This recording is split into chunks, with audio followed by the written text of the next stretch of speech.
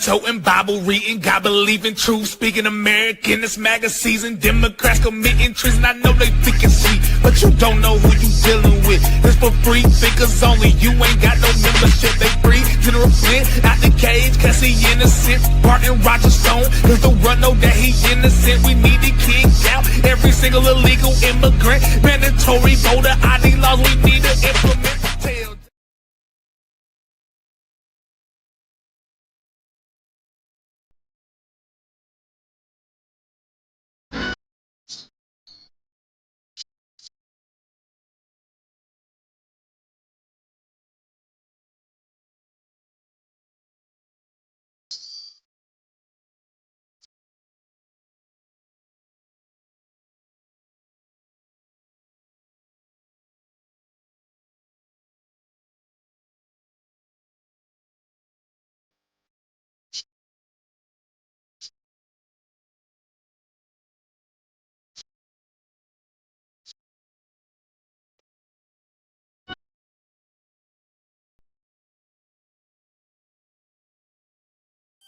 We believe in peace through strength. You have to have the strength.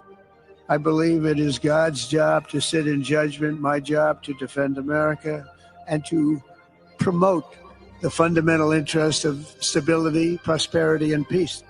We had 52 days of thunder and lightning on the Houthis in Yemen like they've never seen before. This was a swift, ferocious, decisive, and extremely successful use of military force. So we hit them hard. We got what we came for, and then we got out. The gleaming marvels of Riyadh and Abu Dhabi were not created by the so-called nation builders, neocons, or liberal nonprofits. The birth of a modern Middle East has been brought by the people of the region themselves. Peace, prosperity, and progress ultimately came not from a radical rejection of your heritage, but rather from embracing your national traditions and embracing that same heritage that you love so dearly.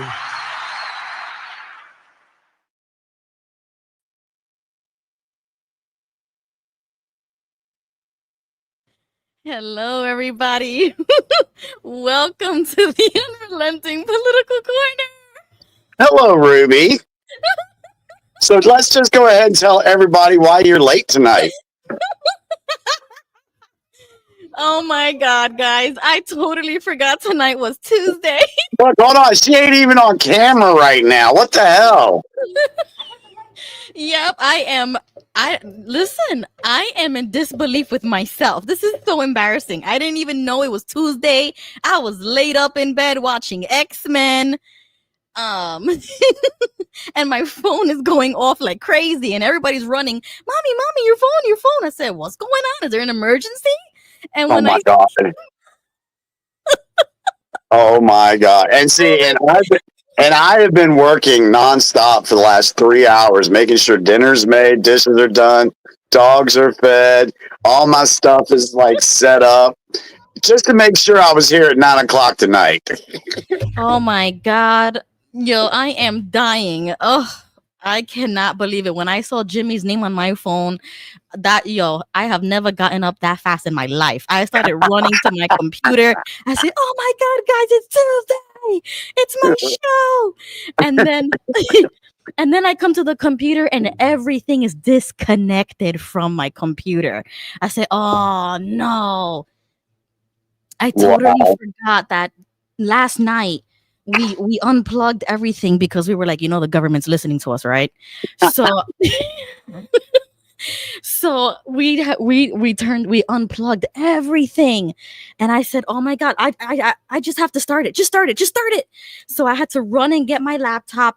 I didn't have no wig, no nothing. I felt naked. I was like, oh no, this is gonna take me forever. Let's just go live. Just go live. Well, I tell you what we'll do here. Let's see, 9:30. My wife takes off, so I can go ahead and go ahead with the news blast, and that way you can go ahead. And how long is it going to take you to get ready to be on camera? Okay, hold on. I have to check if this is okay. Here we go. You are. There you bring are. Back my laptop out. Oh my God, everything is a mess. So I got to fix my settings. Wow. Well, now she's gone. There she is. She's back. No, I'm here. I'm just fixing my settings. Oh my God, this is horrible. Okay, I think I'm good now. You sure? Yes, yes. Hello, everybody. Don't mind me. Don't mind me. If we didn't have Jimmy, I would have not made it tonight. That would have been hilarious. Oh my God, I'm so sorry, everybody. Welcome to the show. Crazy. All right. Let her get set up. Yes, I'm on my laptop, so we are okay. We're good. I see everybody in the chat now. Hey, guys. Oh my God, thank you so much, Jimmy, for calling me, because I would have never made it tonight. Yeah, it went straight to voicemail. Yep. Everybody was running to get my phone in my bag. The whole house was running 10 minutes ago. It was like a tornado in here. Oh my God. Ooh. All right, guys. All right, guys. Thanks for joining, everybody. We got 30 people so far. Wow. Yeah, I'll put the word out, man. I did my part. I am so sorry, guys. I need to put an alarm on my phone, man. This is getting bad. I am getting bad. So sorry, guys. Well, welcome everybody in the chat. I see. Let me put my glasses on. Okay. Hello, Mrs. So Much More. Looking cool, calm, and collected, Ruby. Way to go.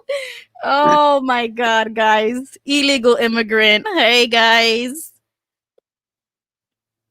JG, if Ruby didn't show up, we would have requested a wellness check. Yeah, I would have been calling. I've been like, Ruby, are you okay? Is everything all right? Oh my gosh, guys. Damn. Hi, Shauna. My good wife is in the chat. Beverly, Dallas, Stevie Let. Oh, yes. Stevie Let says, I saw the little one in the back. Yep, that's my little assistant. She's I told my daughter, run, get my light, get my wig, get me a brush. And she set up. She already knows what to do for my show. Wow. Oh my God, guys, that was crazy. Thank you so much, guys, for being here. Yep. Once I start, I can't stop, man. How embarrassing. All right, guys. Well, thankfully, we have an adult in the room, Jimmy Bell, who has who has all of our information up and ready for us to start. Thank you so much, Jimmy. You're welcome. So like I said, I'll take a quick break when my wife comes out so I can see her off to work. So, but yeah, we can go ahead and get started, and then I'll just take that quick break, and then we'll get back into it. Yes. But what's on deck this evening is the recap of the 16-year plan, part 1, that we went over last week. In the comments, if you guys can, I asked a little while ago while we were waiting on the X-Men watcher, what they thought of part 1 last week, and if it made sense to them after you hear everything that went down and you look back in the news of stuff that happened. To me, it just made sense. How did you guys feel about part 1? So go ahead and put that in the chat. So we're going to go into part 2 tonight. And then we're also we're going to do the news blast, of course, because we thought about scrapping that this week. But we got a lot of feedback and folks like the news blast. So that's cool. And then we have 3 videos. We have 2 very short ones and a 24-minute video talking about the monetary system and how it's set up. So if you're not sure how the money system works, you definitely want to tune in for and stay with us, through those videos. I'm hoping we can be done about 12:30 tonight, because I got to feed the possums and I got to get to bed before 2 freaking o'clock in the morning.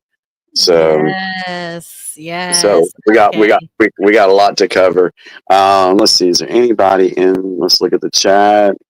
Anybody? Part 1 was great. I've been telling my grandson for years. It was good to hear it from someone else.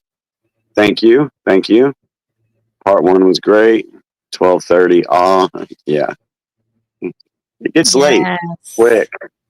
And my wife, like I said, she switched over to third shift now, and it's been very difficult getting our schedule figured out. So, I mean, for 14 years, she's been on first shift.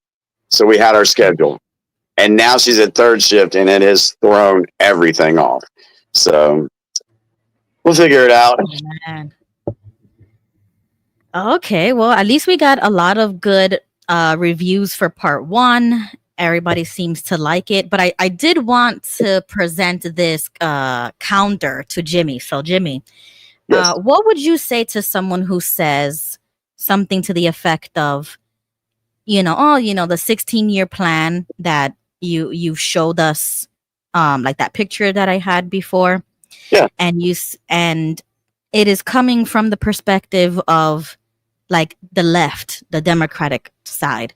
What would you say to somebody who was kind of critical to that, as if it's not also the right? Like, what would you say if it was like coming across a little biasly? Like, oh, why do you say the 16-year plan, that the Democrats are kind of the ones who wanted to destroy America? Well, first off, I would tell them that it's also Republicans, the rhinos. The rhino part, the rhinos, they're in on it too.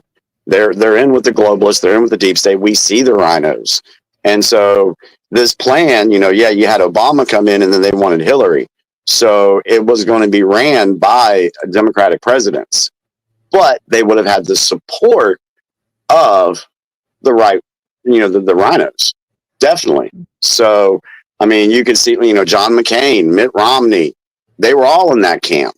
So again, what we're talking about is not right versus left.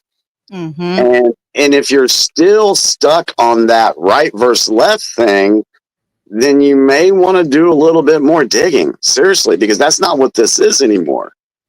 We're fighting, it's good versus evil is what we're fighting. I know it's difficult for people to get out of that mentality of right versus left. It's the same thing when it comes against black versus white or abortion versus non-abortion. People pick a side and then they stick to that. And then even when you bring 50 pages of evidence, they still want to choose their side. So that's what I would say to them. I'm like, it's not just the Democrats. Right. Okay. Good. I just wanted to bring that out one more time for anybody who was still feeling as if we're just coming from one perspective, from one side, and not also talking about the other side. And we do. Yep. Yeah, exactly. Okay, Jimmy. So do you want to start with the news blasts? Yeah, let's go ahead and let's see, what time is it? 9:26. Yep. Let's see. Let's fill some time for a second, because I got a feeling she's going to be coming out here very soon. Did you have any other videos that you wanted to share? Did you have anything for the next 5-10 minutes? No. Let's see. I have lots of bookmarks that I like to show on X. I do have a clip here that I wanted to show you guys, because you know how some of these cartoons, it's like predictive programming, or they slip in something in the cartoon and nobody would really catch it because it came back out in the 90s and nobody really knew what that meant, right? Right. So I found a little like Easter egg that somebody showed here on The Simpsons. So I wanted to show this to everybody.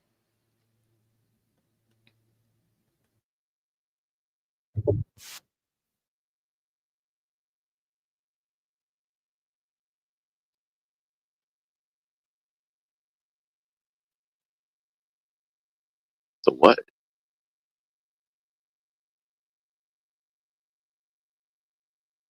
Oh, crypto.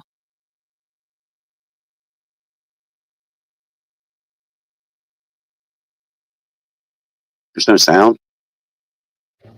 Yeah. Yeah, I'm not hearing no sound. Oh, okay. Well, there is just music, but it's a little Easter egg about the crypto and Bitcoin.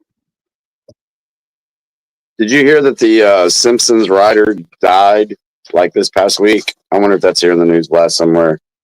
No, I did not hear that. Yeah, one of the Simpsons writers. I think it was the Simpson writer. He died this past week. Oh wow, no, I didn't Yeah, hear that. yeah, look that up. Sorry guys, I don't want to get started and then just get interrupted. Oh, there she is. I'll be right back. Okay, Jimmy. So we'll wait for Jimmy to come back. In the meantime, let me know who's in the comments. I can say hello to everybody. Yes. Okay, so John Marciano saw that. Yeah, that was crazy. I bookmarked that.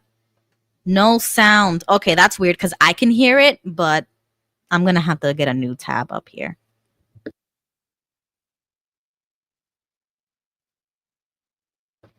Okay, let's see. Hi, John.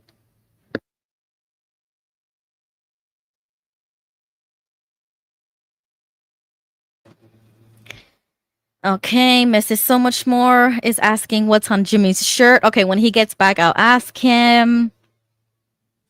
Steen says, I'm in a special group of pink-skinned people. Especially if I go out in the sun. Oh, my God. Oh.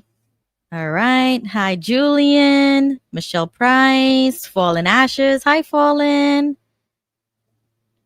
Hi, Beverly. All right, guys. Here's your chance to get in the chat. Hi, Nadine. Hi, Rosie. Jeff Windy. Wow, we got a couple of trolls in the chat. Okay, here goes Jimmy. There you go. All right, go ahead and run the news blast thingy. Okay, before we do that, Mrs. So Much More wants to know what's on your shirt tonight. Godsmack. All right. I have no clue what that is, but she's just curious. It's my favorite rock band. Ah, okay. All right, we're going to get into the news.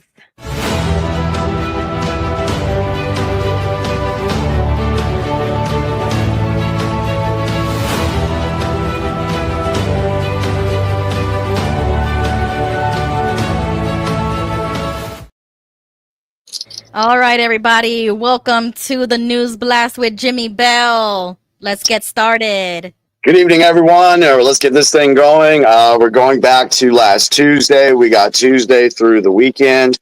And like I said, what we do is we recap the headlines from the previous week. Now, if you're actually keeping up with things that are going on, stuff that I mentioned that's mentioned here on Tuesday or Wednesday, we already know what's been transpiring.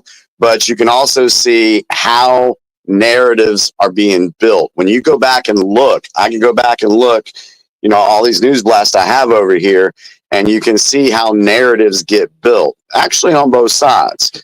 So that's why it's important, I feel, to go over these headlines. Again, I'm not going to go into detail on many of these. So if there's a headline that interests you, go ahead and look it up for yourself. All right, so let's get into Tuesday. Chuck Schumer says he is placing a hold on Trump DOJ nominees. So he's stalling in the Senate. Small nodule found in Joe Biden's prostate during recent physical.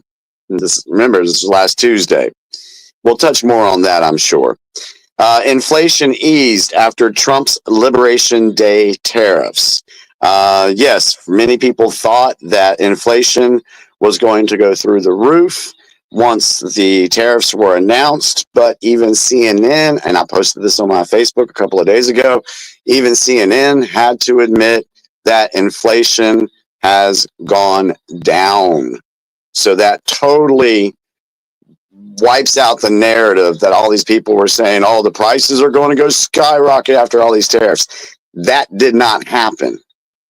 And so if you are in a Democratic-run state and possibly a Rhino-ran state, but your gas prices right now should be about $2.57 to $2.65. If you're paying more than that a gallon right now, then you need to look at your legislation and people running your government in your state. So, all right. Tulsi Gabbard fires deep state heads of National Intelligence Council. So that's good. What we see is a trend going on right now to where these operatives, these deep state operatives, are being cleaned out from many different organizations. One of the things that Cube did post about is said a clean house is very important. So what Cash, what Bondi and Tulsi, what they're doing is they're cleaning out and getting rid of these low level bad actors. That is happening. President arrives in Saudi Arabia for first foreign trip.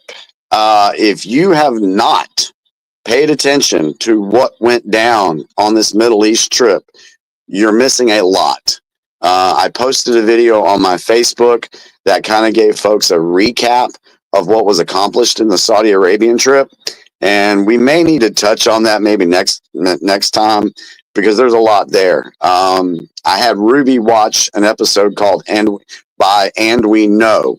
It's a great channel on Rumble, and it explained a lot of the stuff that was going on with this trip in Saudi Arabia, why it's important, and how it went back and tied back to the first trip he did, and it also tied back into Las Vegas, the Las Vegas shooting.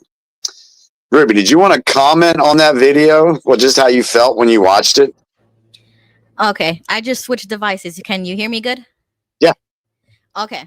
Yeah, I started watching. I think I was like 30 minutes in. A lot of, dots were connecting with the Las Vegas shooting and how that connects to Saudi Arabia leaders and stuff like that. I didn't finish it, but this week was a little hectic for us. But it definitely was like, okay, somebody has like the behind the scenes information giving it to us. You're not hearing the narrative that's on the news, how they presented it to people on the news. And that's what I like to hear. I don't want to hear the psyop, the distraction. Right. I want to hear what was going on, because a lot of things didn't make sense with that terrorist attack. And so, like, how does that connect to Trump? And you know what I'm saying? There was a lot of different things that connected it for me. So if anybody is interested in watching that, find us on X, because we can share it with you. So definitely, yeah. I encourage everybody else to watch it. Yeah, it was really, really good. All right. United Health CEO suddenly steps down for personal reasons. Trump offers Iran a choice: drop the nuclear weapons or face maximum pressure. And there's a lot of people saying, oh, that maximum pressure, oh, that's going to be another war. He's going to start a war. No, it doesn't mean just that. It could be financial. It could be economic pressure. There's a lot of different things. I don't know why these folks always jump to, oh, it's going to start World War III. Well, we know why, but anyway. So, yeah. FDA moves to take prescription fluoride drops and tablets for kids off the market. Really? Finally. Trump pledges to lift Syrian sanctions. That's one thing that was done during the trip at Saudi Arabia, where he did lift sanctions on Syria. Basically, what that is designed to do, it is designed for Syria to be able to get to a position to where they can hold their own elections and elect their own leader. Not like the people that took over because they overthrew Bashar al-Assad. So there's a lot going on there. It's a good thing. Eric and Lyle Menendez are now eligible for parole. For all you youngins out there, y'all probably don't even know who Eric and Lyle Menendez are. Right, but I have heard the names, and if you were a true crime head and you watch those Netflixes to go to sleep, you would know the murders and the murderers. Yeah, so those guys are now eligible for parole. Judge, here we go with the judges again. Judge seizes control of New York City's Rikers Island jail complex. U.S. Olympic gold medalist Kyle Snyder arrested in prostitution ring. Whoa, that's crazy. Grand jury indicts Milwaukee judge accused of obstructing immigration agents. So she was indicted. So we're going to see how that plays out in court. Scientists at CERN turned lead into gold for the first time with Project Alice. There's that name again. There's that name, Alice, again. So that was Tuesday. Any comments in the chat from Tuesday? All right, let's see. Jesse says, Ruby, your lenses look bigger tonight. Are they new? No, these are the same glasses I've had. Steen says, Trump starved Iranian fines, but Joey Baby gave it back. Repeat that. He says Trump starved Iranian fines, but Joey Baby gave it back. Yeah. That's true. Yeah. Trump basic, in so many words, he did put handcuffs on Iran during his first term. But then when the resident came back, he opened up the floodgates again like they were doing before. So, and I'm sure we'll get into that a little bit. Funds. Iranian funds. Okay. Funds. That was a typo. Yes. The funds. Yes. Okay. Mrs. So Much More says, looks like I have lots of stuff to catch up on. And I feel exactly like you. I always feel lost. But we hash it out on live. You know what I'm saying? We do that connection on live. But I do have a Facebook DM that I wanted to present to Jimmy. I don't know if this is in your news segment, but somebody asked me this and I didn't really know how to respond. Okay. This person tells me, is asking me for my opinion when it comes to this.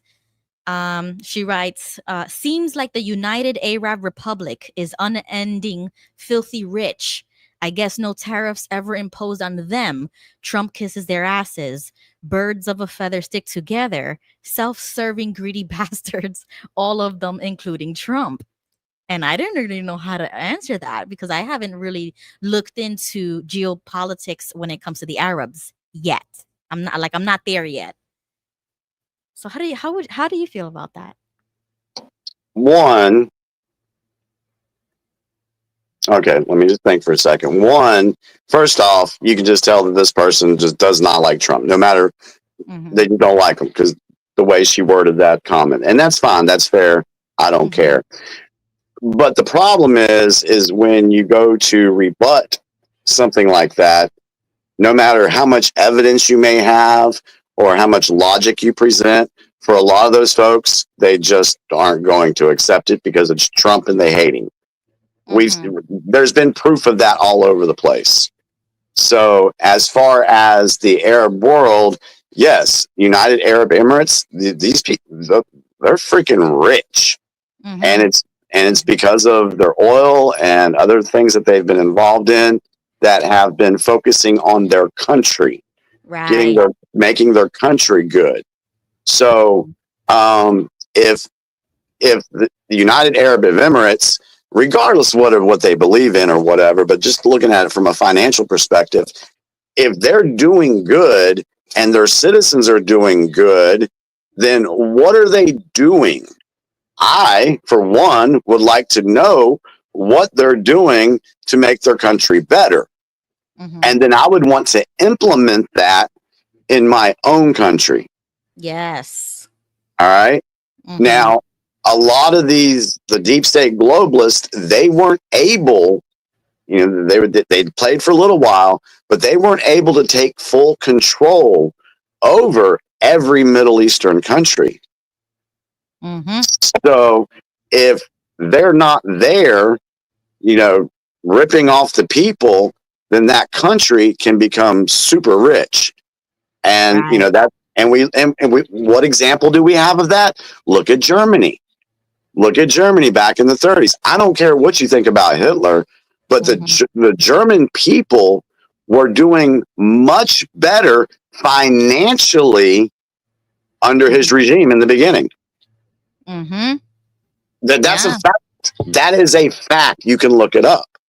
So why was that the case? Because he was wanting to get rid of the globalist influence that was trying to take over his country. Let's give you another example. Let's look at Libya.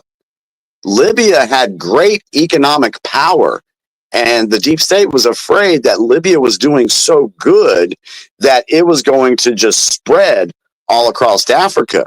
Well, they couldn't have that now, could they? So what did they do? They took him out.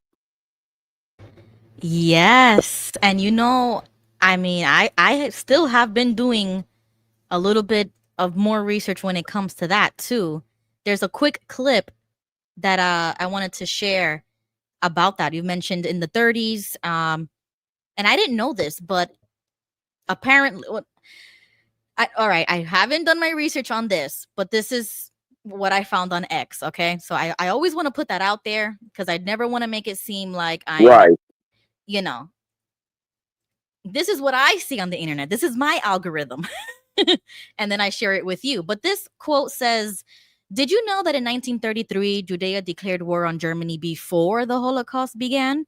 And Yep. then it's a 2-minute clip. We'll just watch real quick. Usury is the worst of all crimes. But you wouldn't look at a place like Germany, because all we know about Germany is what they told us about Germany, Mr. Evil Hitler. Yeah, right, okay. Nothing to see there. Yeah, there is something to see there. Germany was on its knees in a worse position than us. Way worse. Their money was worth nothing. It took a wheelbarrow of Deutschmarks to buy a loaf of bread. Germans were starving. 6 million unemployed, 2 million homeless. You could go to Berlin and buy a mother and daughter for sex. Bestiality was going on. Lesbianism and homosexuality. All of that was going on. In 1933, a man named Adolf, and this is where I got to say it, there's a lesson there. This is why I say it. As Jesus said, and ye shall know the truth, and the truth shall set you free. In 1933, Judea declares war on Germany. Adolf Hitler was the only popularly democratically elected leader in all of Europe. Winston Churchill wasn't. None of them were. He's only just come to power in a coalition government. Judea declares war on Germany. 14 million Jews of the world unite calling for the destruction of Germany. How many people know that? That might be relevant. That might be relevant. If Judea declares war on Germany, that might be relevant. Did Judea declare war on Palestine? Oh, they say Hamas. What are they doing? They're genociding my family over there. The same Judea, the Jewish state of Israel. We're not allowed to say that. When Adolf came to power, 6 million unemployed, 2 million homeless, crime off the charts, pedophilia rampant, debauchery, and the sexual enslavement of humanity. Berlin was the moral cesspool capital of the world. Within 5 years of taking power, this bankrupt, starving nation had the highest wages in Europe, 6 weeks mandatory vacation on cruise ships that weren't allowed into this country because the British did not want British people to see how good the Germans had it. All of that he achieved, and he outlawed usury. Adolf Hitler outlawed usury. You know who else did that? Oh, a guy named Muammar Gaddafi did that. Oh, shit, something bad happened to him. John F. Kennedy did. Oh, shit, he got shot in the head too. So The thing I want people to understand is look at what he said about what was going on in Germany before Hitler came to power. The moral decay of society. Do you see an example of that in today's America? yes. That's just something to think about for yourself. Do we see a decline in moral regard here in America? Yes, we do. Yes, we do. And so, like he said, all those people were, homeless. We have a homeless problem. Our veterans are not being taken care of. We got so many issues that mirror exactly what happened in Germany. Exactly. I really do like this comment from Mrs. So Much More. She says, the way to make a country good is to see what most are doing right and emulate the good parts, but also see what those countries are doing wrong and make that better as well. Correct. I agree with that. And one of the biggest thing is these countries like the United Arab Emirates, they don't have deep state controllers in their systems. Good point. And so if the deep state's not there, then that country can thrive. Hitler kicked out the deep state and his country thrived. Muammar Gaddafi did the same thing. Saddam Hussein. He's not talked about him enough, but he was making life a lot better in Iraq too. So And And in China too, right? It's the Communist Party of China. Ain't no deep state over there, except no, your no, no, own. no, no. There is. Yes, yeah. Oh, is there? Yeah. There's two Chinas. There's the Communist China and there's the People's Republic of China. Okay, good So point. Good point. yeah. So the communist The ones, those communist, right? that's the deep state in China. Right. Okay, it's like their version of it, but it still Correct. exists. Okay. Correct. Okay, I got it. Correct. Okay. Wow. Yeah. All right. Just wanted to show that. Sorry, Jimmy. Go ahead. That's all right. All right. So let's go into Wednesday. DOJ charges Harvard researcher who expressed fears over being returned to Russia. Top Iranian official says Tehran would forego highly enriched uranium in nuclear deal with Trump. So where was Tuesday's? Something about Iran. Yeah, Trump offers Iran choice: drop nuclear weapons or face maximum pressure. Then on the next day, top Iranian official says Tehran would forego enriched uranium in nuclear deal with Trump. So for all those people on Tuesday night that were calling for World War III, blah, blah, blah, blah, oh, we're going to get into it with Iran. Then the very next day, this information comes out. And they can't say a damn thing. So anyway, Ben & Jerry's co-founder arrested after disrupting Senate hearing. The ice cream guy. Mm-hmm. EPA ditches historic forever chemicals rule.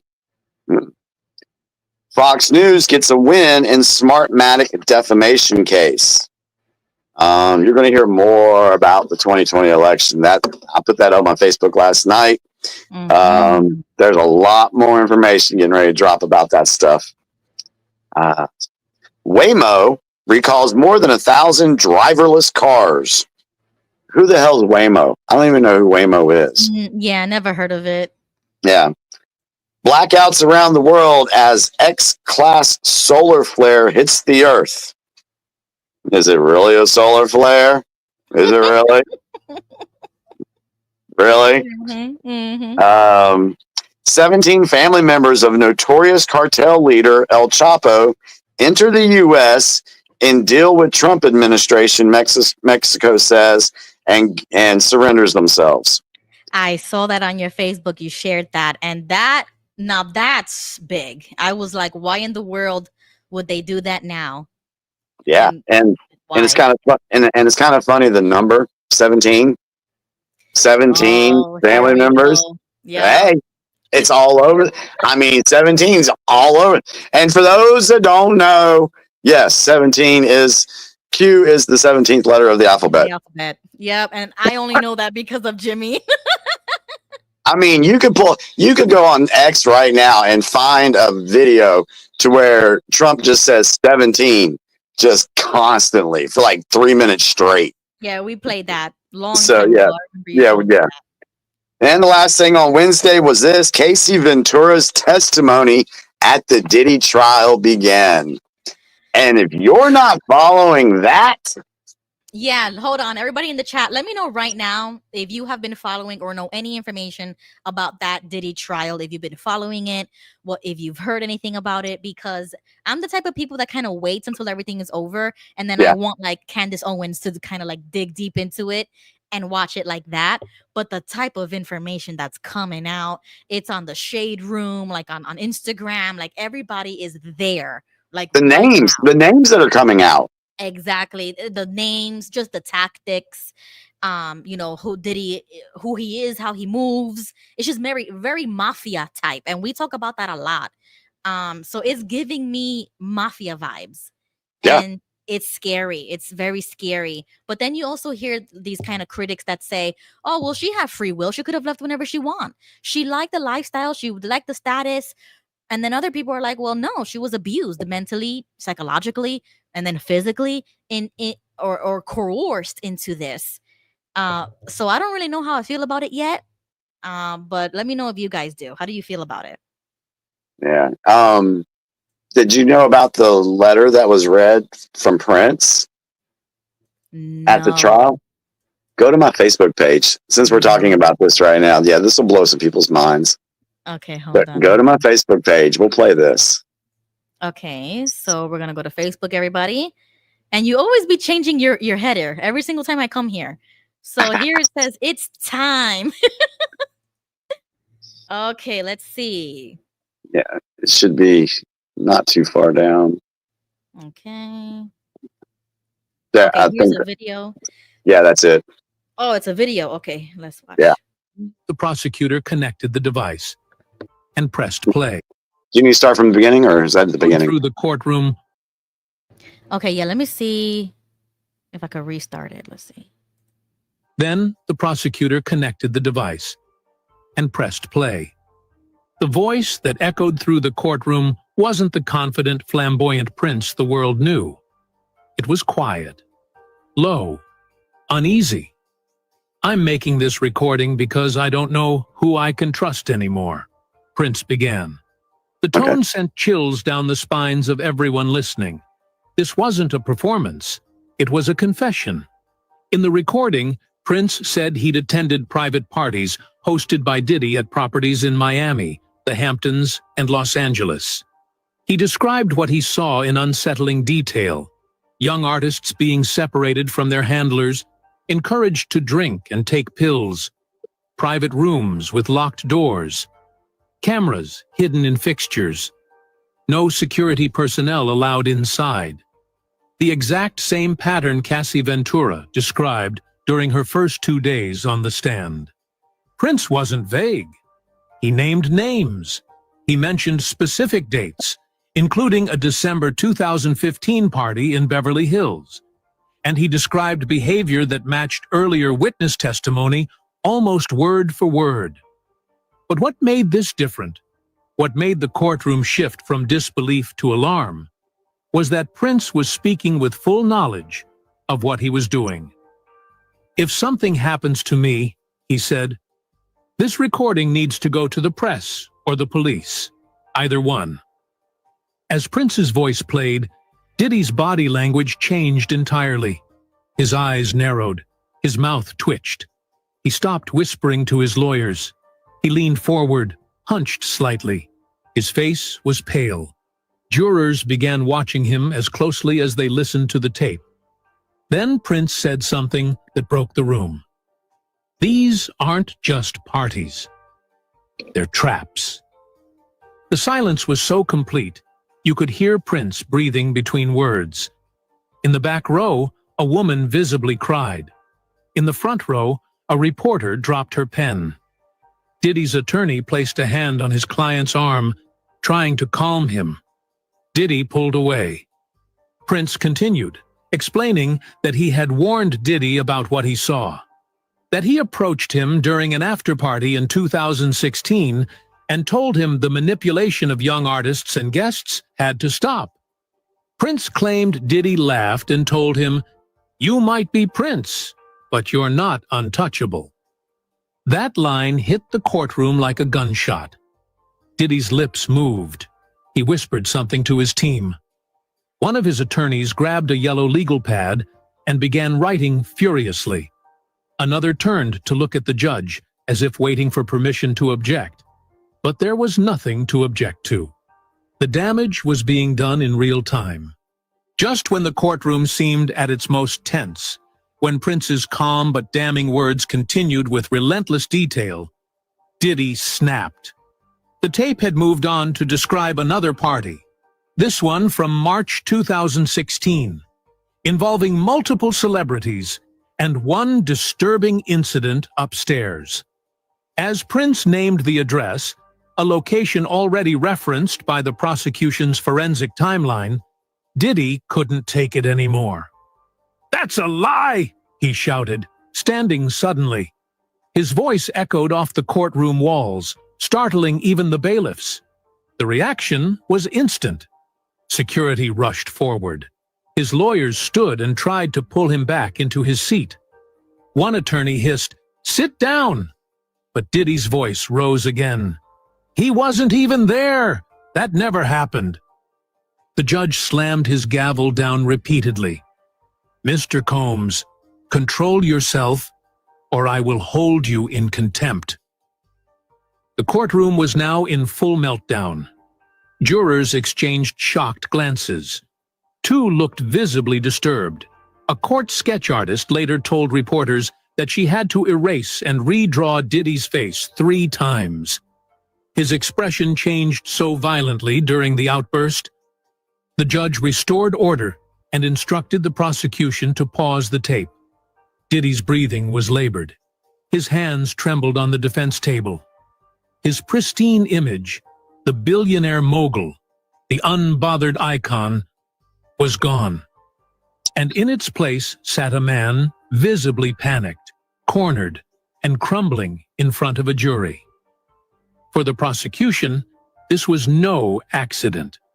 Court insiders later confirmed what many suspected. They'd timed this tape deliberately. After days of slow build-up, small testimonies, and methodical cross-examinations, they chose this moment, day 3, because they believed it would be when Diddy's guard was finally down. And it worked. He showed the jury everything they needed to see. Rage, guilt, loss of control, all without anyone cross-examining him. And Prince's voice hadn't even finished. After a brief recess to regain control of the courtroom, the judge instructed the prosecution to resume playback of the Prince audio. But by then, the atmosphere had completely changed. No one whispered. No one typed. Even the court sketch artist had stopped drawing. All eyes were locked on the courtroom speakers. The voice of a dead man now controlled the most powerful room in entertainment law. Prince's voice picked up where it left off, with him describing what he called an organized system of manipulation that he had seen firsthand. He spoke slowly, choosing his words like a man who knew what he was saying might never be heard again unless the worst happened. "What I've seen, it's not something you can just forget," he said. "They make it seem glamorous, but I've watched it ruin people." He referenced parties hosted at Diddy's private residences. Again, not just vague recollections, but exact details. Layouts of rooms, names of guests, even the color of the furniture in certain lounges. It all lined up with earlier testimonies from Cassie Ventura and 2 other unnamed witnesses. Most chilling, however, were Prince's references to NDAS and hush payments. "I've seen the contracts," Prince said in the recording. "I've seen the money change hands. $2 million here, $1.5 million there, and I've seen what happens to the people who try to leave. They disappear, not physically, but musically, socially. Gone." Diddy, still seated but visibly shaking, stared straight ahead with a blank expression. His eyes didn't blink for nearly a minute, according to a court reporter seated behind him. One of his lawyers quietly passed him a folded tissue. He didn't take it. Then Prince dropped another bomb. "I warned him at the Grammy after-party," he said, referring to Diddy. "I told him, flat out, this is going to catch up to you. He told me, you might be Prince, but I own this game, and people like you don't change it. They get erased." That line reverberated through the room like thunder. Diddy didn't react outwardly, but his jaw tensed. A juror in the front row shook her head. Another leaned back, stunned. This wasn't just a piece of evidence anymore. It was a character assassination with surgical precision. From someone with no reason to lie, no stake in the trial, and no possibility of being cross-examined. Prince, from beyond the grave, was painting a portrait of Diddy not as a flawed man, but as a manipulative predator with a carefully crafted empire of silence and control. And the prosecution wasn't even finished with the tape. If you've ever watched a trial fall apart in real time, this was the moment.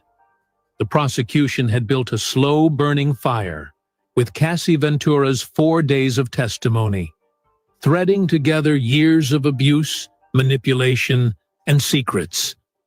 But now, through the voice of Prince, they had poured gasoline on it.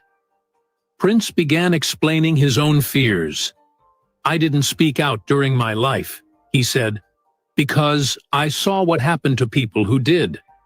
I watched them lose their contracts, get dropped from tours, shut out of award shows. It's not just about power. It's about fear. Fear keeps everyone quiet." He detailed a moment at one of Diddy's events where he believed a guest was being secretly recorded. "I saw cameras in the chandelier," Prince said. "I mentioned it to a producer who shrugged and said, 'That's just how it is.' The implication? Blackmail. Surveillance. Control not just through money, but through secrets. It matched stories that had surfaced years ago, rumors of footage Diddy kept for leverage. None of it ever confirmed. Until now. Prince didn't speculate. He documented. "I've got files," he said. "Hard drives, tapes, photographs, all dated, all organized. I gave copies to 3 people. If anything happens to me, check with them." This was no longer just a recording. This was a whistleblower's blueprint, and it explained why Diddy had lost control earlier in the day. He likely knew what else might be out there. He likely recognized details that only someone inside his inner circle could have known. The precision of the tape, its alignment with the prosecution's existing timeline, was too perfect to ignore. As the recording neared its conclusion, Prince said something that may haunt this trial forever. "I've spent my life trying to protect my music, but now I realize it's the people who needed protection. And no one was doing it. Not really. Not when it mattered." The recording clicked off. Silence. The courtroom stayed frozen. And then, the prosecutor delivered her line. "No further questions, Your Honor." She didn't have to say anything else. Prince had done the heavy lifting. From the grave.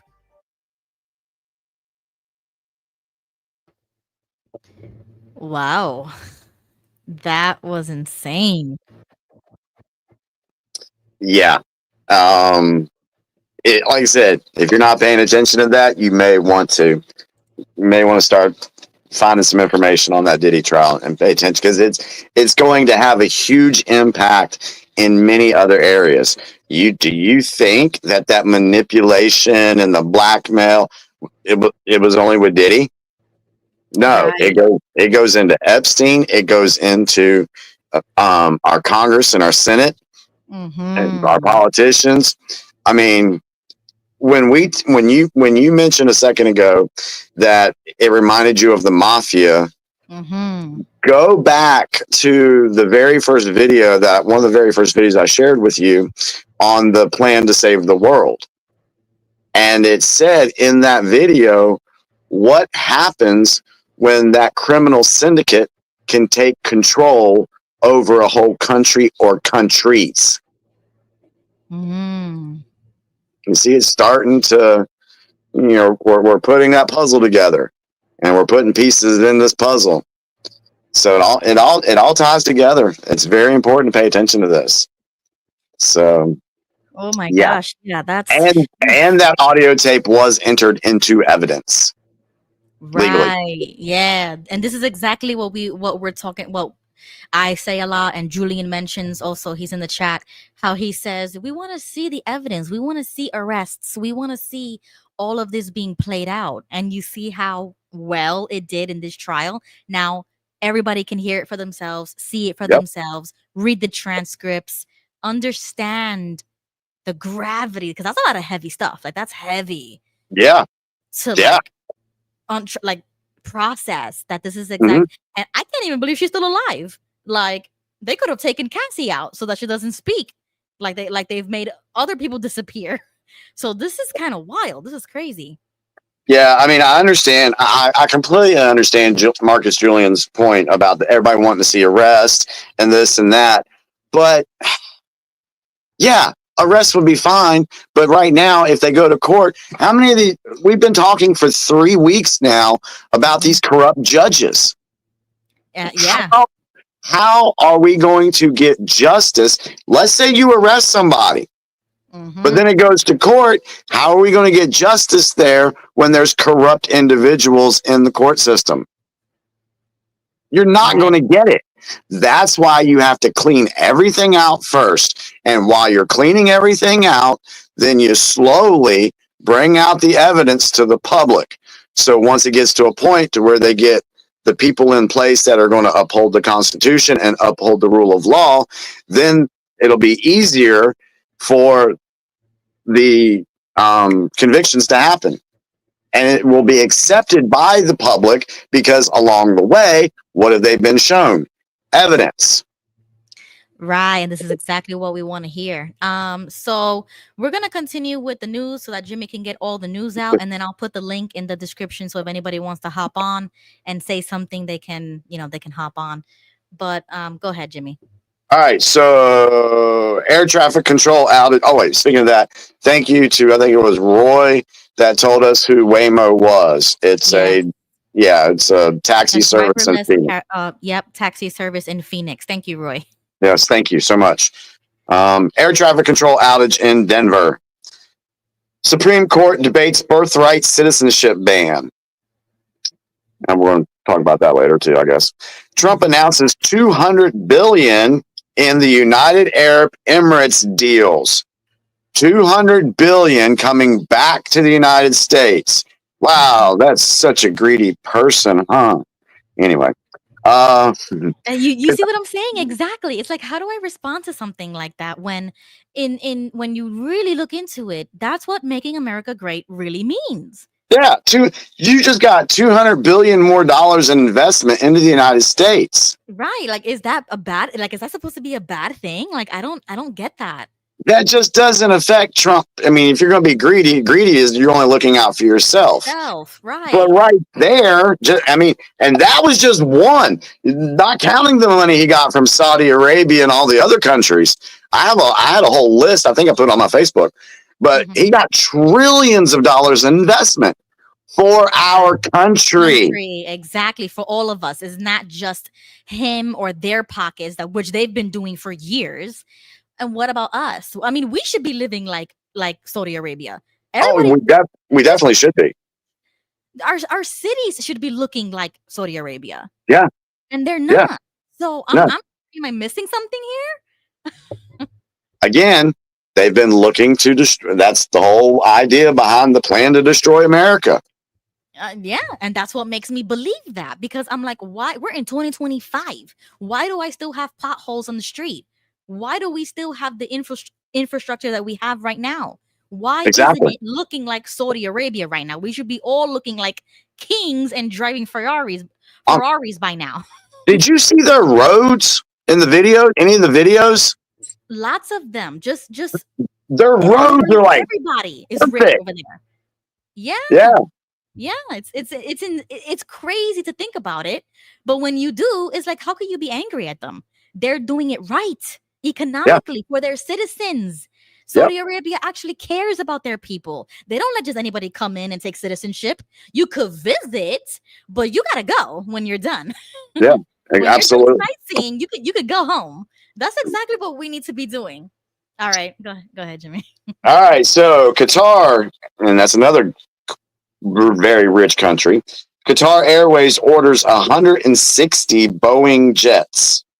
Mm-hmm.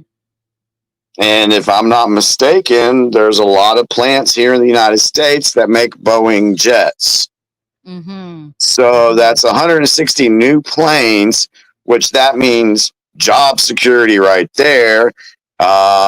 People in America making money. Yes, that needs to stop being taboo to say. Like, we need to feel like that towards our own nation. That's what nationalism is. But they demonize that word so much to make you feel guilty about wanting that for your country and for your people. So to me, that's what it is, and that's why I support that. Yeah. All right, Ukraine-Russian peace talks delayed in Turkey. New Jersey transit strike. Oh, this was another one. James Comey under investigation for 8647 Instagram post seen as a potential threat to Trump's life. Oh my God, Jimmy, did you see that? Oh yeah, I saw it. I couldn't believe my eyes. I couldn't believe it. Gretchen Whitmer did the same thing back in 2020 when she was on a Zoom call. Behind her on her little desk or whatever, there were blocks and it said 8645. No. Yes. Okay. Fact. Okay. Fact. Okay. You see, this is what gets me. Why? Is it them that's doing this, or is there somebody behind the scenes setting it up and letting them take the blame for it, like as if they don't know, like plausible deniability or something? You know, I have said several times that we're watching a movie. All right, and Dave from X22 always closes his show with "Patriots are in control."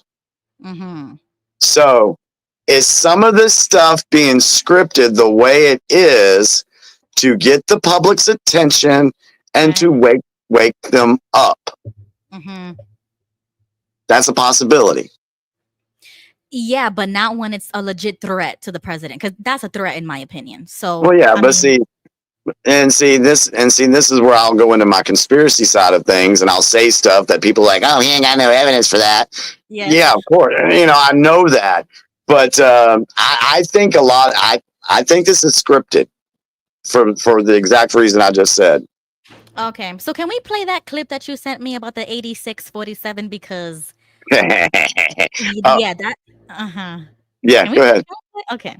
Yeah. This is just so shocking to me. This is the first time I've seen something like this, so I'm gonna play it. Played out before our eyes. This morning, President Donald J. Trump posted a photo from the Oval Office. He and Barack Obama sitting side by side. Above them, all roads lead to Obama. Below, read truth if you want public military tribunals. This isn't a meme. This isn't trolling. It's a signal. To understand it, we need to go back. First to the 8647 post from James Comey. Cryptic message. A number, 8647. Mob code for eliminate Trump, but also exactly 8,647 days after 9/11. Yep. Okay, pause. You see, did you guys hear that? We gotta pause that right there. Did you just hear what he said? So not only is the 8647 a legit threat, because 86 was like a gang reference to 8 miles out, 6 feet deep, which means to kill somebody. 47 is the 47th president. And then he posted that 8,647 days after 9/11.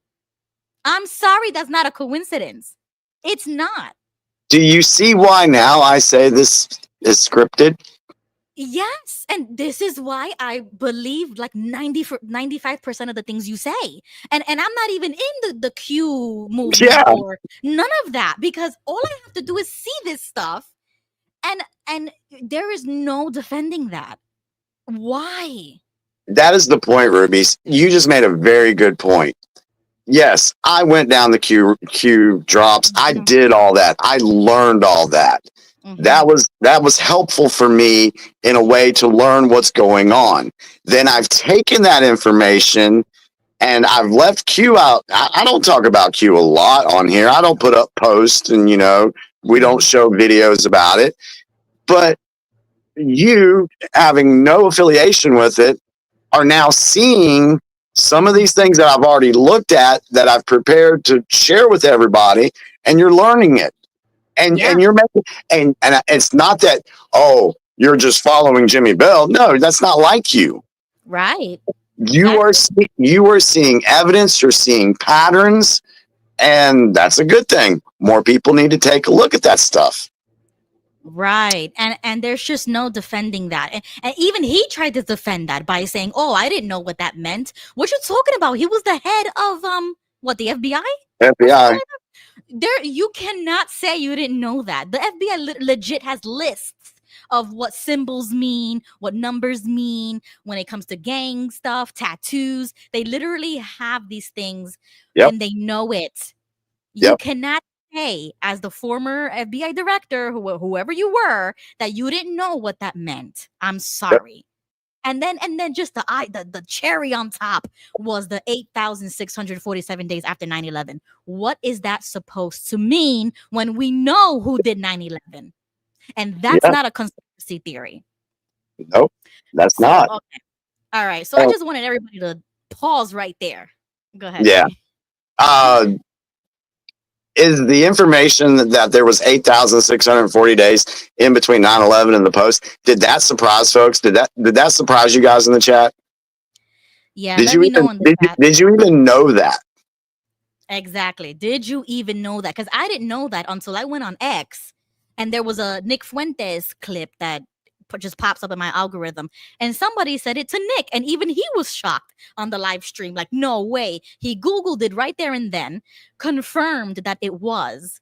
And there's no defending that, especially Yep. with what we know about 9/11. What this guy is saying, I'm sorry. Yeah, there's just no coincidence. That's what Beverly just said. I believe that more than ever now. Because if you guys been watching me for a long time, you guys remember how I used to be like, "Oh, how could you know that? Am I being naive or what, Jimmy?" I was trying I was trying to put myself on the spotlight with that because there's a lot of people out there like me. But when it comes to something like this is the wake up moment for people, for my generation, because we were alive in 9/11. We remember that psyop, how huge it was. Okay, so anyways, I just wanted to pause it there, but we'll finish the clip. Okay. Message or a threat to the president and to us, the country? Is he saying, we did it once, we can do it again? Then Trump responds, not with panic, but with purpose. At 8:37 a.m. yesterday, the president posted chilling video. The video Hillary Clinton does not want you to see. A documentary-style expose. Names, faces, bodies, a long trail of death, silence and suspicion. And now this.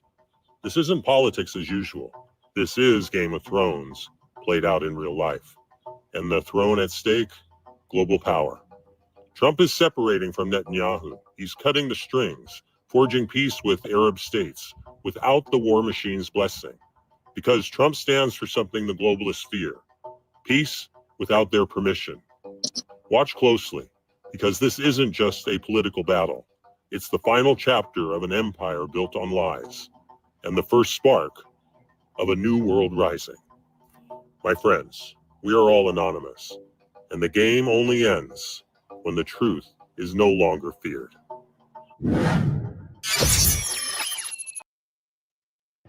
That's awesome. Okay, and you see how I also used to tell you that I was very skeptical of Trump with Israel and all that, and you Right. guys say, "Oh, well, he's gonna leave it for last," yada yada. Yeah. When I see Trump doing stuff like this, and people bring it up how he's making peace with them, like without their permission, like what he just said. Hmm. Now that I'm seeing Trump go over there, how they're treating him, how they're receiving him, the respect, the love. I have never seen that with any other president. So it's like I'm moving, the needle's moving for me with that too. It's like I'm actually trusting in or having faith in Trump that he's doing the right thing without me knowing all the information right now. Because Right. sometimes faith has to come into, like, that's not just a spiritual thing. I think it's with everything in life. We need to have faith and trust in certain things without knowing all the information. And I fall for that. I'm like, no, I need to know right now. I need all the information. I'm not going to move forward. I am stubborn. I'll admit that sometimes I get stubborn with these things because Mhm. I'm like, I need to know. And the whole country is like that. But we just won't until it's, given to us, told to us, or leaked. Like some stuff just leaks out of nowhere. And I don't think those are coincidences either. But No. just for No, the sake because of that argument. we were always told the information. This is an information war, And eventually what you're going to see is drip, drip, drip, then flood.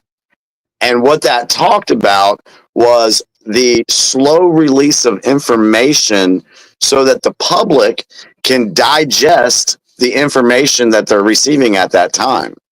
Right. So these folks calling for arrest, I understand, because they see this information. It's like me.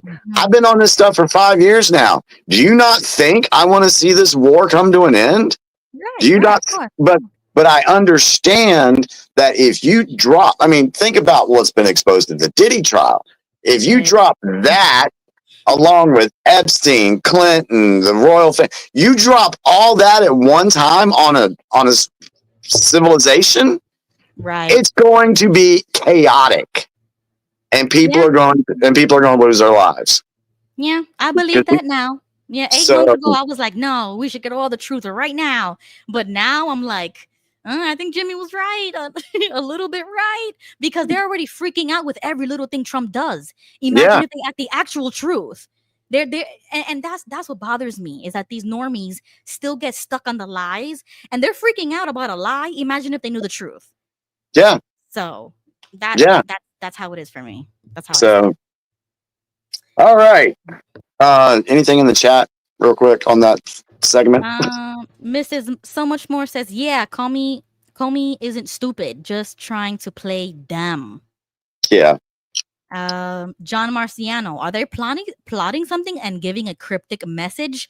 And you see, that's when I would believe that the deep state is sending a message back to the what Jimmy would call white hats, or just like to the outsiders. In my opinion, that would be a message like that, and that would be a threat. In my opinion, yeah. Yeah. There's some things that I've heard about, and that I know that's been talked about, that I don't mention on this show, because it's, I've mentioned some crazy stuff, but let's just say Comey, that's another. I do believe, I have no evidence for it, but with what I've seen through the back channels of sources, I don't think he's with us either anymore. Okay. And let's just say, to tie it to that, it has something to do with those 30,000 guillotines that were bought under the Obama administration, under the Affordable Care Act. So really, I didn't even know about that. We'll talk about that privately. I'll just leave it at that. I'll just put that out as a teaser. So, okay. All right. Let's see. Oh, was any comment? We good? No, just the same thing that, Thrifty says, if you are Comey and walking on an isolated beach and see a political message laid out in the sand, he should have been concerned about a possible threat. He is not credible. Yeah. Oh, absolutely. It stinks of a setup. Like, if he didn't do it himself, it still stinks. Like it was staged. He took a picture, he posted it because he wanted that message to get out. And that's how we know who these black hats are. Like, we know our enemy now. They're not like in plain hiding anymore. And that's you. That's what I've been talking about. We need to know who the enemies are, and we're being shown who the enemy is every day. Every day, right? There's something. All right. So speaking of that, let's see. FBI folds the public corruption squad that aided Jack Smith's Trump's investigations. Going back to that, those 34 felony things that were on Trump.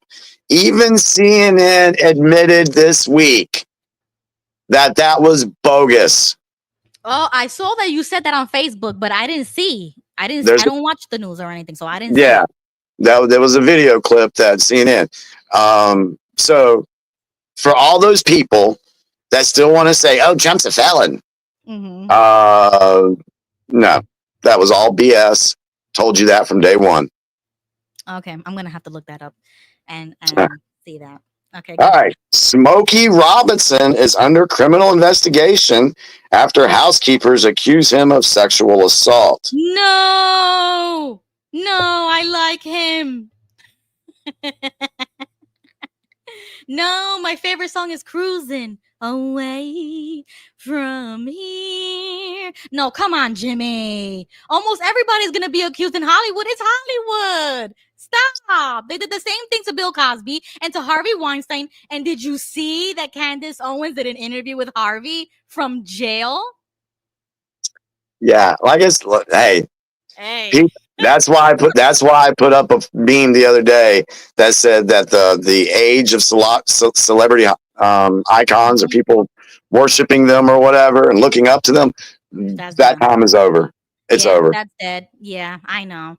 But I'm sorry. These assaults, and I don't want to sound insensitive or whatever, but I am not the type to say believe all women. I'm not the type to be like, "Oh, me too." I'm just not that type anymore. I used to be, but I just after what they did to I don't know. I'm just gonna say Bill Cosby is a great example, and Harvey. I've seen it was in the gut, like in my gut.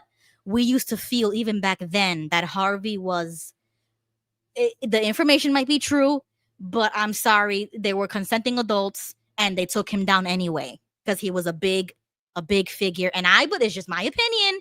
I believe they took him down, but it is what it is. I'm not gonna even get into it because this is not that kind of a show. But That could go many different ways on that one. yeah, All right.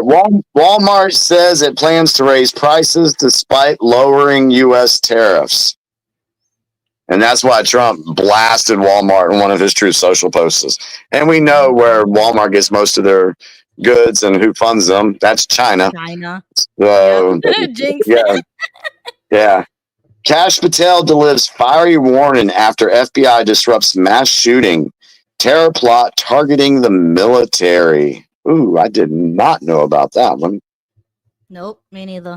All right, that was Thursday. Any comments on Thursday? Man, we still got Friday and Saturday to go. Yeah, just go ahead because everybody is in agreement about the shells. All right. And the felonies. Okay, go ahead. What time is it? 10:30? Okay. All right. Yes, 10:30. Okay. Trump addresses the Comey 80. This is Friday. Trump addresses Comey's 8647 message. He knew exactly what it meant. Yes. That's what Trump. Moody's. Now, I saw a lot of people all head over heels about this one too. Moody's downgrades the U.S. credit rating. Okay. The only thing I'll say to that is, do you understand that there's two parallel economies in place right now? One's trying to come in while one's going out. So please tell me which line was downgraded. Okay. I mean, I understand the theory because I haven't really, dived into that. Right. But I do think that they're talking about the fake one. The installed one that's not legitimate. Yes, exactly. And so there's so many people I saw this week. Oh, our credit rating dropped. Trump's doing the horrible things. Blah, blah. They don't understand that there's more at play there. Right. All right. Israel strikes 2 Houthi-controlled ports and unleashes new barrage on Gaza. What is Israel doing? Trump says a lot of people are starving in Gaza. Trump says U.S. has given Iran proposal for nuclear deal. Ukraine and Russia finally hold direct talks. In Sean Diddy Combs' trial, Cassie Ventura's cross-examination ends. Sorry. Okay. This is huge. Recordings of Biden Justice Department interview emerges, highlighting his memory lapses. Yep. I'm gonna come back. Let me finish the thing, and I'll come back to that one. Apple blocks Fortnite game on iPhones. 7 men at large after escape from New Orleans jail. Wow. Yeah. U.S. announces first terrorism charges for supporting a Mexican cartel. Huge fire engulfs historic plantation house in Louisiana. And FBI Director Kash Patel says the agency is leaving its D.C. headquarters. Really? Going where? I'm not sure where they said. Could be in Nevada, Texas. But I remember posting some things on my Facebook page showing a lot of buildings in Washington, D.C. that have been shut down for a while. There's Mm, nobody in there. And then interesting. yeah. So the plot thickens. Now, let's Mhm. go back to the recordings of Biden's Justice Department interview emerges highlighting his memory lapse. This was Robert Hur, who was heading up that interview. And there was audio tape that the deep state, the media, did not want coming out because the whole narrative that they were building was, oh, Biden is 100% healthy. He's good. He can do this. They were propping him up, and they didn't want this information to come out. So it came out, Right. and it showed that he didn't know what the hell he was talking about. Yep, which we already kind of knew. I mean, if anybody was watching the last 4 years or the whole presidency. I think we need to play that clip. Go to my Facebook page. Go to my Facebook page. Facebook. Okay. Going back to Facebook. Okay, bye, Mrs. So much more. She's leaving. Good night. Okay. And you're going to want to look for her audio tape or something. Okay. That was Comey's house. What's that? Hillary Clinton. Oh, that's not it. Okay. Okay. That's it. Then keep going. Mayor Clinton again. All right. Geopolitics. Oh, I saw what you posted this about Tampa, Florida. That's crazy. Okay. It's CNN admitting. Okay, that was CNN. Okay. That wasn't it. All right. It's in here. I think I put it up there. Was it the leaked video, the recording? It was the yeah. I think that was on X. It was all over X, actually. It went viral. I can't remember where it's at then. Okay, so here we are on X. I think I liked it. And I was like, Jimmy, what the heck is that? Why is everybody sharing this clip? Everybody knows that he was not there. Yeah. Like, what? Oh, yeah, there's a lot of clips. There's so much going on right now.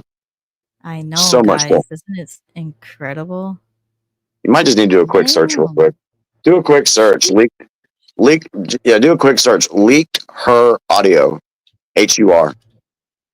Oh, HUR. Okay, let's see. HU. Let's see. To duties performed by, I guess I'll call them front office staff. Is that an accurate description? There you go. I don't really know, but okay. Okay. Well, what did you call the people who worked for you? With their names, if I knew them. Okay. I'm not being facetious. No, of course not. I'm trying to think back 10 years now, or more than 10 years, I guess. No, about 10 years. No, wait, 2016, 2017, 2017, 2018, 5, 6. Anyway. Mr. President, let's continue. I wanted to ask some questions relating to duties. Okay, so that's one clip.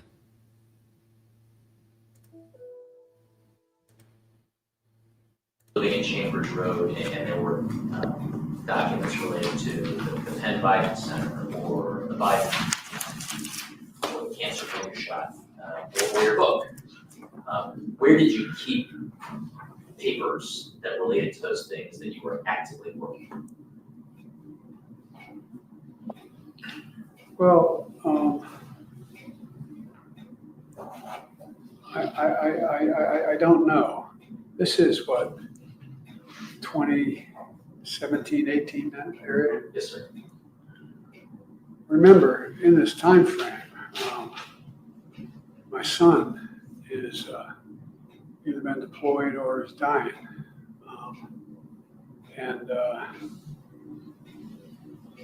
And so it was, and by the way, there were still a lot of people at the time when I got out of the Senate that were encouraging me to run in this period, except the president. They're not a mean thing to say, but he just thought that she had a better shot of winning the presidency than I did. And so I hadn't at this point, even though I'm at Penn, I hadn't walked away from the idea that I might run for office again. So if I ran again, I'd be running for president. And so what was happening though, when did Bo die? May 30th, 2018. Was it 2015 he died? 2015. I think it's 2015. I'm not sure the months are, but I think that was. Yeah. Hey, Ruby, I think we get the point.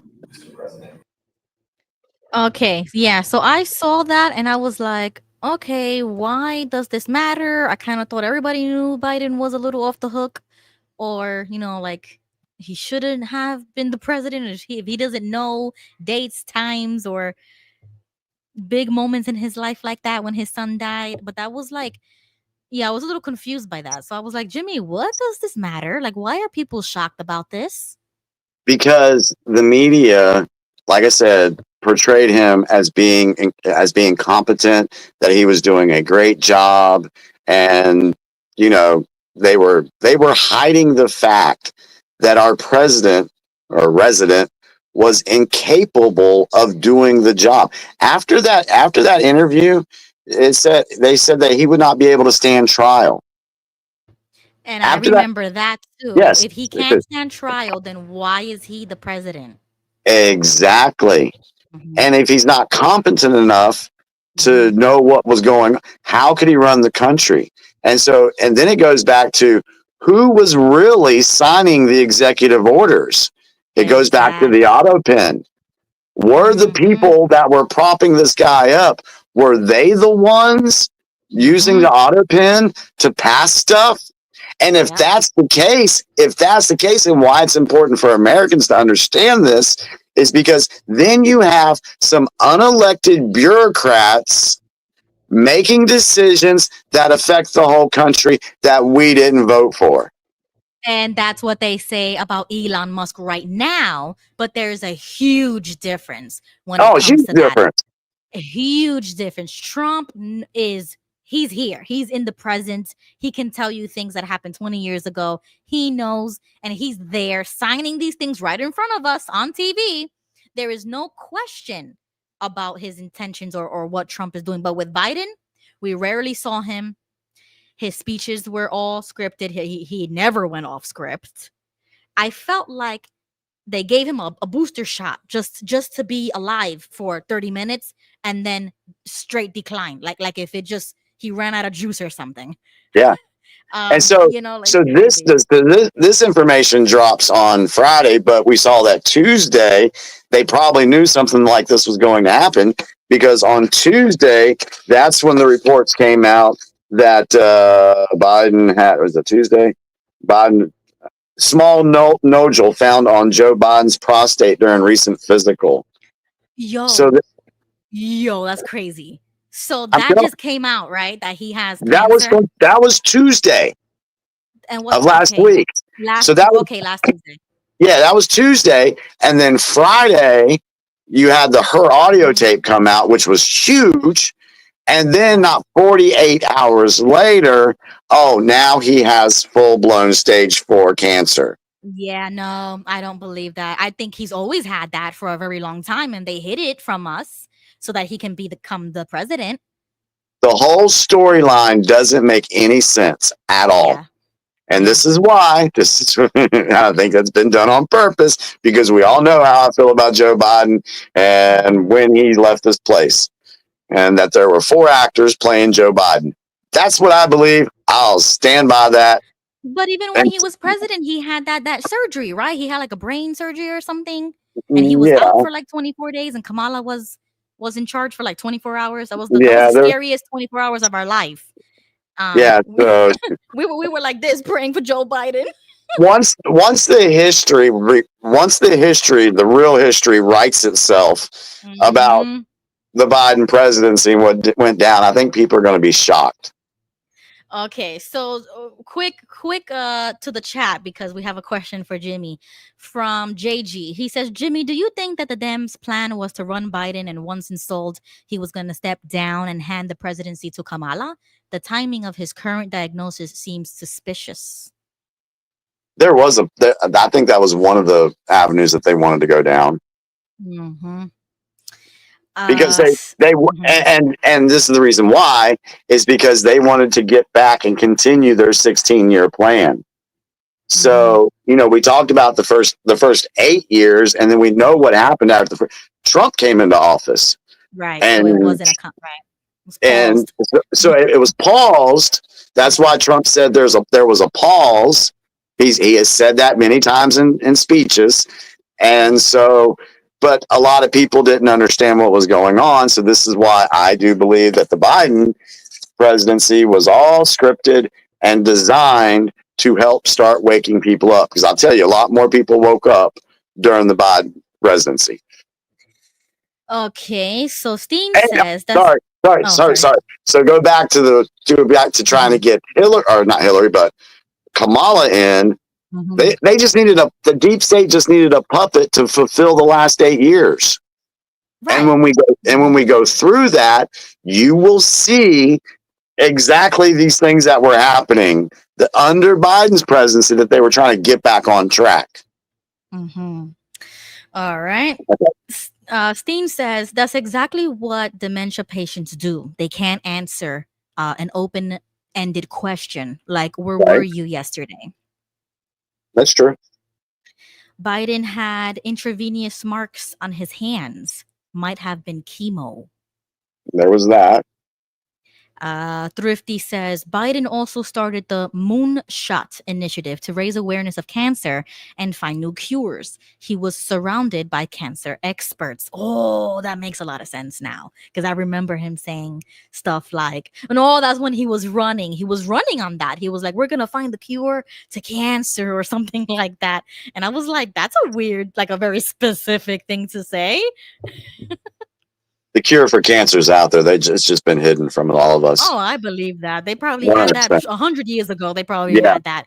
But I found it weird that was very specific. Well, that was one of his like running things. John Marciano says, I believe Jimmy. Remember Biden with the deep, dark eyes. Yep. Okay. Oh, hi, Gigi. She says they supposedly also had an AI lookalike for Biden. That's possible too. Yeah, that's why that's no good. Yeah, there's a lot that I could say about the whole Biden thing. It goes back to the military funeral that was conducted on Inauguration Day back in 2021, but we're not going to talk about that tonight. Yes. Okay, well, we're at the bottom of the chat. You can continue, Jimmy. Hold on. We are at the last day of the news blast. Oh my God, this one's been long. Over the weekend, I'll go through it real quick. Mike Pence criticizes Trump on tariffs and key foreign policy issues. Screw you, Mike Pence. You're a freaking traitor. Traitor. All yeah, right. I was just about to say that. Jinx, because I was like, go home, traitor. Yeah. Suspect identified in deadly blast outside Palm Springs fertility clinic. Oh, Joe, did you see that? I actually didn't see it. Oh, okay. Continue. Joe Biden diagnosed with aggressive prostate cancer. Okay. Trump's bill advances in rare weekend vote as conservatives negotiate changes. Ukraine Zelensky meets with U.S. officials. At least 21 killed, dozens injured as tornadoes hit Missouri and Kentucky. 3 of the 10 inmates recaptured after escape from New Orleans jail. Brooklyn Bridge hit by a Mexican Navy training ship. 2 dead, 19 injured. Bro, yo, and I don't even think I called Tony. I forgot to call Tony because I was like, yo, how the hell did you guys hit the Brooklyn Bridge? I'm sorry. That was just like, is that an accident? Do you think that was an accident or what? Nah, I'm sorry. There's a Q post that says Navy ship wreck. Oh, really? Yeah, and there's more underneath it, but I do know, and I could find it and put it on X and prove it. But it says Navy ship wrecks, or something like that. No, yeah, no, Yeah. I'm sorry. That's weird for me. So, Okay, sorry. Go ahead. Go ahead. And the last two, Treasury Secretary calls Moody's a lagging indicator after U.S. credit downgrade. And this is the one that I'm laughing at. FBI bosses insist Jeffrey Epstein killed himself after reviewing his file. Yep. I don't believe that one damn bit. Oh yes. Okay. So just so people can see this was the bombing, and this is weird. They say, okay, let me just show it. They say that this is the anti-pro-life terrorist bombed a fertility clinic in Palm Springs. First of all, why are they saying anti-pro-life? Why don't you just say pro-choicers? So it's a word. It's a word. It's a wordplay. Yeah, it's a word play here that I saw that right at the get-go. And I'll just play the clip. As I mentioned yesterday, our efforts to positively identify the deceased individual here has been found. We are fairly confident that that subject is Guy Edward Bartkus, 25-year-old from, again, Palm Springs. I'm sorry, from, again, 29 Palms. This is the same individual that I mentioned yesterday. However, due to our investigation, we were keeping some of that information close hold, but we were now releasing it to you today.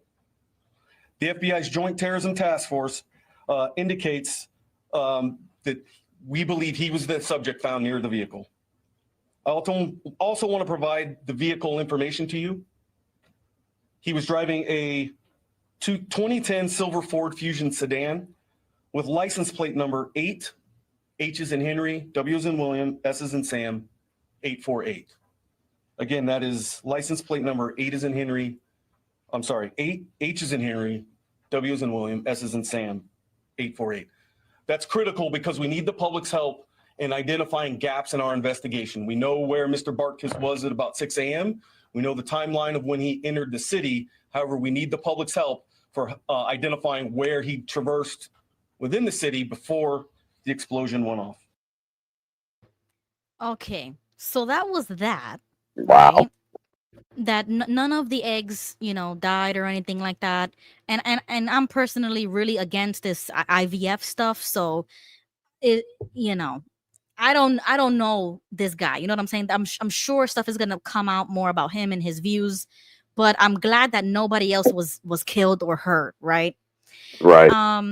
And then I did share this with you guys in the group chat that we have, because even I was a little like, are people believing this? Like, I was like, are people really buying this story?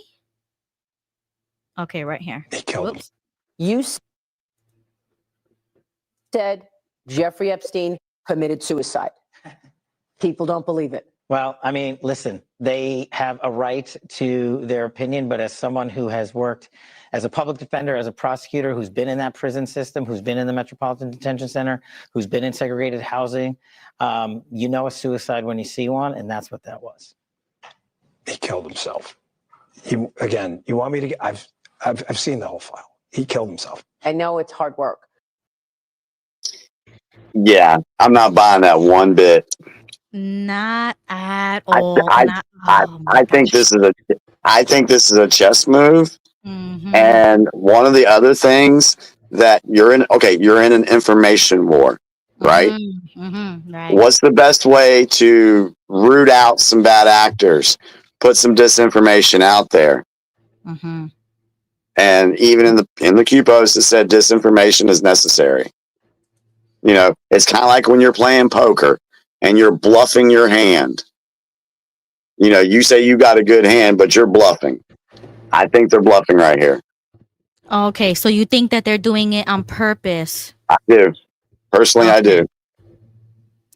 Okay, yeah, because I'm not believing this guy. You see, his eyes are moving around a lot. Like, I agree with Thrifty.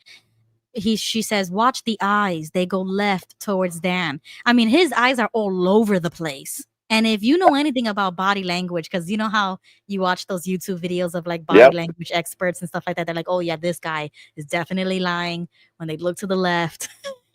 I'm like, you know what? I see his face and I don't believe a word coming out of his mouth. And But once see, what'll again, happen? I'm sorry. What'll happen though is there's some people out there, you know, the deep state players out there. They may feel like, oh wow, okay, so that the heat's off of us right now because of this, and then they're going to go do something stupid and get exposed. It's been happening like all the time. So we'll see. We'll see what comes of this. I think more is going to come out from this. But yeah, I'm not buying it one bit. yeah, not at all. I mean, at first it was disappointing because Cash talked about the 9/11 stuff, and I really did believe him when he said those kind of stuff. Not only because of my own bias, but like just his body language. You know what I'm saying? Like you could totally tell he was telling the truth. In my opinion. But when he was talking about this one, I'm sorry. I was Well, you getting can look. You can look at the difference in his body language when he went to give a testimony in Congress, and he obliterated that one Democratic Congress lady. And you could just, you can tell when he's completely convinced of something because he's standing. I mean, he was laser focused during that hearing, and there was different body language here. Yes, that's what I mean. Thank you, Jimmy. Really quickly, do you know anything about this? Gigi says no one is mentioning the hostage that Trump just released. They never want to give him any credit. Do you know anything about that? We mentioned that last week that there was a hostage released. We did mention that was on the news blast last week. Okay, because I didn't look into that. I don't really know. It was like the last American hostage out of Gaza. I think that's the one. Oh, Gigi the last one, right? I think it was the last American or something like that. The last American. Okay. All right, now I remember. Okay, what's next? Was there anything next? That's it for the news blast. Oh my God, it's 11 o'clock. You see what I'm saying? Like, and we've only been going live for an hour and 40 something minutes.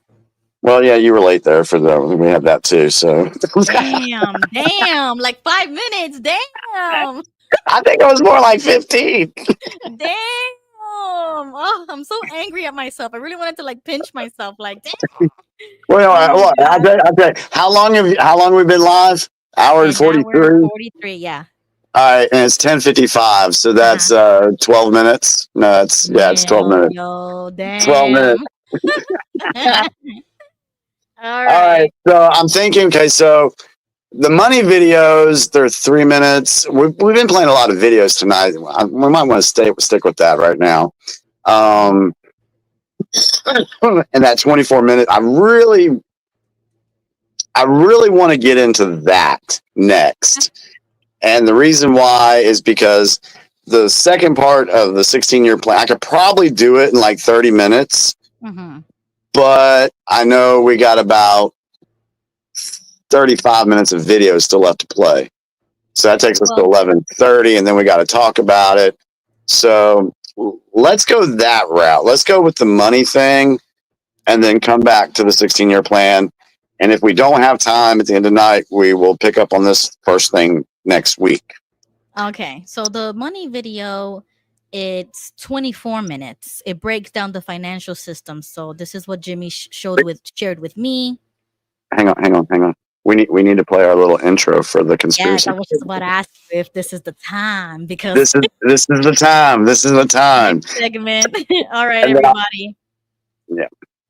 All right, everybody. Welcome to the second part of the show where we kind of go out of bounds. This is like open discussions now. So we're going to play the video. Now, hold on. Before we do that, if you don't mind, before we get into the videos, folks, I really want you to go ahead and Google or look up the 16-year plan to destroy America, part 1 and 2 by Melissa Greenier, Grenier. It was published on October 11th of 2021. Please go and read that, because if we don't get to the second part this evening, at least that'll give you guys a chance to catch up on everything that's listed here that I've talked about before. So it's kind of some homework, something you can look up. Okay, so this next thing, like Ruby said, the money situation. Ruby, the video I want to start with is the cartoony one. I want to go with the cartoon one, and then the 24-minute video one, and then ended up with the dude Jordan Clark. So it's on your Facebook Messenger. Okay. Let me go back to Facebook. I knew you were like looking like, where's it at, Jimmy? Oh yes, I was like, what the heck he's talking about? I caught that. Okay, so we're gonna go back to Facebook, everybody. Now I remember it's the Toodle Twins, and I do use the Toodle Twins. I used it for homeschooling curriculum for a long time. Great videos for kids, but it was good for me too. Like I was learning stuff.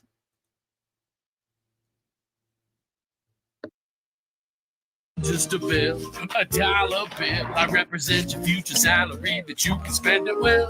So take my hand and let's go see all the great things you can buy. Wow! Don't mind me, just taking a small tax for Medicare. Oof, ouchie. Are you okay? You're smaller now. Well, the government wouldn't take anything they don't absolutely need. This is gonna be fun. Just come with me. Ow! Sorry, just a little Social Security tax and property, sales, and income tax too. I preferred the scissors. There are more taxes? Oh yes, there's just federal income, state income, local income, property sales, capital gains, estate, excise, school district, a gasoline tax, and some bonus ones for fun. Whoa. I want you for the U.S. government. And because taxes only cover about half of what the government spends, they just print money to pay for the rest. Which means you're getting taxed secretly through inflation too. Here's Sammy! Mr. Bell, look out!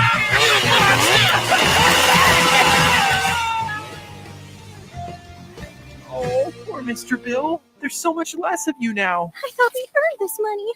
So did the government. What's the most valuable thing in the world? Ooh, money? The approval of adults! No, I'm just a bill, a dollar bill. I represent your future salary that you can spend it well. I think that's it. Yeah. Okay, so I wanted to play that one as a lead-in to the deeper discussion that we're going to go into on the 24-minute video, and then we use the last one to wrap up the whole subject. All right, so now we're gonna go over to the 20-minute video on X. And while we're doing that, I'm gonna put power to my phone and go use the bathroom real quick and all that good stuff while we're watching the video. Yes. Okay, everybody. And we're just gonna play it through, right? Like no pausing, just let it play. Yeah, just let it play. You let me know. Okay. Yeah, I'll let you know. Okay, everybody. Watch party. Yeah, that's what this is turning into. They say that money doesn't grow on trees, but the truth is that the modern banking system creates currency far faster than trees can grow. Most people don't have a clue how currency is created. Economists and bankers make it sound so complex that people think they can't understand it. But I'm going to strip our monetary system down to its essence so that you can see the scam behind the curtain and just how it affects you. Every modern society creates currency in pretty much the same way. But since the US dollar is the majority of the world's currency, I'm going to use the United States as our example. It all starts when some politician says, vote for me and I'll make sure the government provides you more free stuff than my opponent will. But there's no such thing as a free lunch. So to provide that supposedly free stuff, the politicians vote for the country to spend more than its income. This is called deficit spending. To pay for that deficit spending, the Treasury borrows currency by issuing a bond. So what's a bond? If you think about it, a bond is really nothing but a glorified IOU. It's a pretty piece of paper with numbers printed on it that says, Loan me $1 trillion today, and I promise over a 10-year period, I'm going to pay you back that $1 trillion plus interest. But what you need to understand is that Treasury bonds are our national debt. These glorified IOUs are to be paid back by you and I and our descendants through future taxation. Therefore, when the government issues a bond, it steals prosperity out of the future so that it can spend it today. The Treasury then holds a bond auction, and the world's largest banks show up and compete to buy part of our national debt and make a profit on it by earning interest. You'll notice that as we move through this process, the big banks are there, taking a cut every step of the way. This isn't by chance, as you'll see shortly. Then, through a shell game called open market operations, the banks get to sell some of those bonds to the Federal Reserve at a profit. To pay for the bonds, the Federal Reserve opens up its big old checkbook and writes bad, bogus, counterfeit checks that should bounce because they're drawn on an account that always has a zero balance. There isn't one penny in there. To quote from the Boston Federal Reserve, when you or I write a check, there must be sufficient funds in our account to cover that check. But when the Federal Reserve writes a check, there is no bank deposit on which that check is drawn. When the Federal Reserve writes a check, it is creating money. The Fed then hands those checks to the banks, and at this point, currency springs into existence. The banks then take that currency and buy more bonds at the next Treasury auction. But what is a check? A check is also an IOU. When you write a check, you're making a note that says, here's my IOU for cash. All you have to do is go to the bank and pick it up. Now, it's very, very important that you understand this process because we're going to come back later and show you the devastating effect this has on you. The Treasury issues IOUs, bonds. The banks then buy those IOUs with currency. The Federal Reserve then writes IOUs, checks, and hands them to the banks in exchange for the Treasury's IOUs, the bonds. And currency is created. So what's really happening is the Federal Reserve and the Treasury are just swapping IOUs, using the banks as middlemen, and abracadabra, presto, currency magically springs into existence. This process repeats and repeats over and over again, enriching the banks and indebting the public by raising the national debt. The end result is that there's a buildup of bonds at the Federal Reserve and currency at the Treasury. This process is also where all paper currency comes from. The Federal Reserve and the government mistakenly call it base money because they didn't watch episode 1 of this series and they don't know the difference between money and currency. But I will correctly refer to it as base currency because it is not money. It is currency, and as we've learned, there is a big difference. Money has to be a store of value and maintain its purchasing power over long periods of time. We learned in episode 1 that earlier in our history, our paper currency was just a claim check. It was a representation for real money of intrinsic value, the gold and silver that was held on deposit at the Treasury. You could walk into any bank and slap your currency, like say a $20 bill, on the counter and redeem it for real money, a $20 gold piece. But now, this base currency that's piling up back here is really nothing but a receipt or a claim check on an IOU, that bond. So it's really nothing but a supply of numbers. The Treasury then deposits the newly created currency into the various branches of the government, and the politicians say, hey, thanks for that. And the government does some deficit spending on public works, social programs, and war. The government employees, contractors, and soldiers then deposit their pay in the banks. Now, this may come as a shock to you, but when you deposit your currency with the bank, you're not actually depositing it into an account to be safely held in trust for you. Instead, you're actually loaning the bank your currency, and within certain legal limits, they can do with it pretty much anything they please. This includes gambling in the stock market and loaning it out, at a profit, of course. Now, this is where the machine of currency creation really gets cranking, because this is where something called fractional reserve lending comes into play. Fractional reserve lending is exactly what it says. The banks are allowed to reserve only a fraction of your deposit and loan the rest out. Although reserve ratios may vary, I'm going to use a 10% reserve ratio as our example. If you deposit $100 in your account, the bank can legally take $90 of it and loan it out without telling you. The bank must hold $10 of your deposit in reserve just in case you want some of it. These reserves are called vault cash. But why does your bank account still say you have $100 if the bank has stolen $90 of it?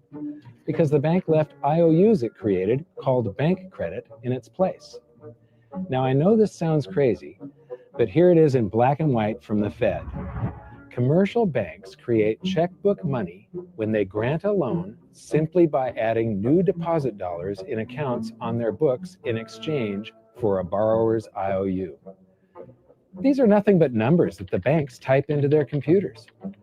And even though these bank credit IOU numbers are very different from base currency numbers, because they only exist in computers, they are still currency. So now there is $190 in existence. Now, the reason people take out loans from the banks is to buy something. They're going to buy a house or a car or something like that. So the borrower takes the $90 that the bank loaned to him from your account, and he pays the seller of the item. But then the seller deposits that currency into his account, and his bank loans out 90% of that and leaves bank credit numbers in its place. So now there's $271 in existence. This process repeats and repeats until under a 10% reserve ratio, an initial deposit of just $100 can create up to $1,000 of bank credit, all backed by $100 of vault cash, just 10%. But as I said, reserve ratios vary wildly. On some deposits, it's 10%, on others, it's 3%, and on some forms of deposits, reserve requirements are 0. The result is that the expansion of the currency supply by the banks is far greater than even this example would lead you to believe.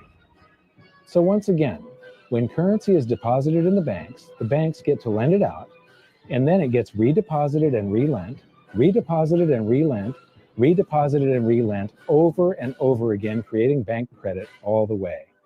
This is where the vast majority of our currency supply comes from.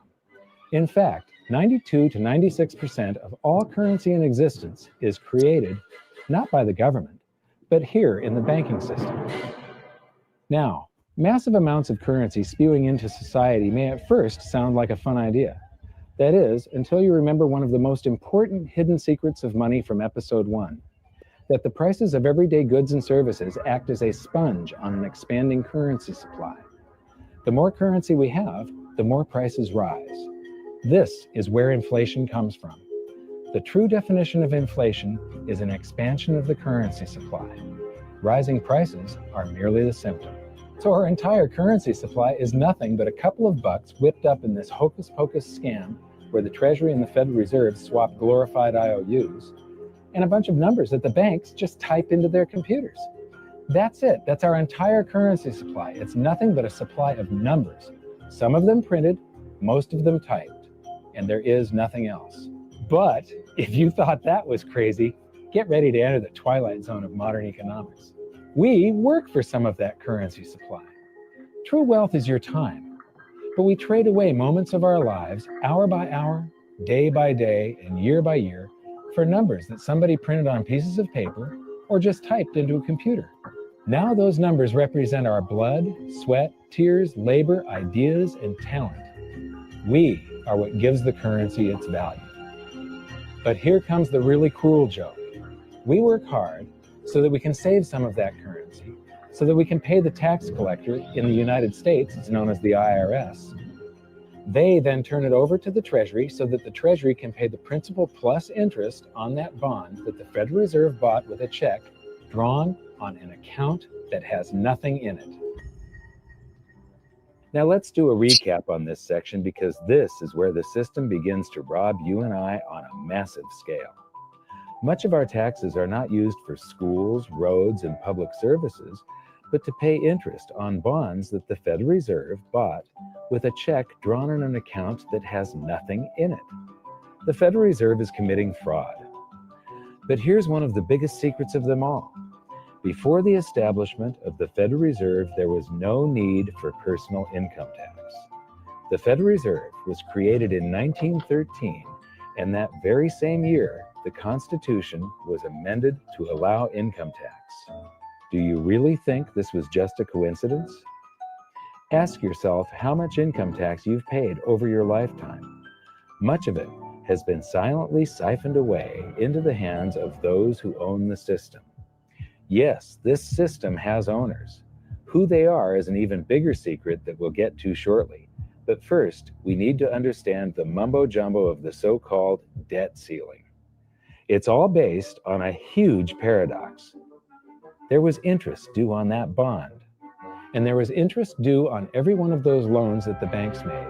That means that there is interest due on every dollar in existence. Let me ask you something.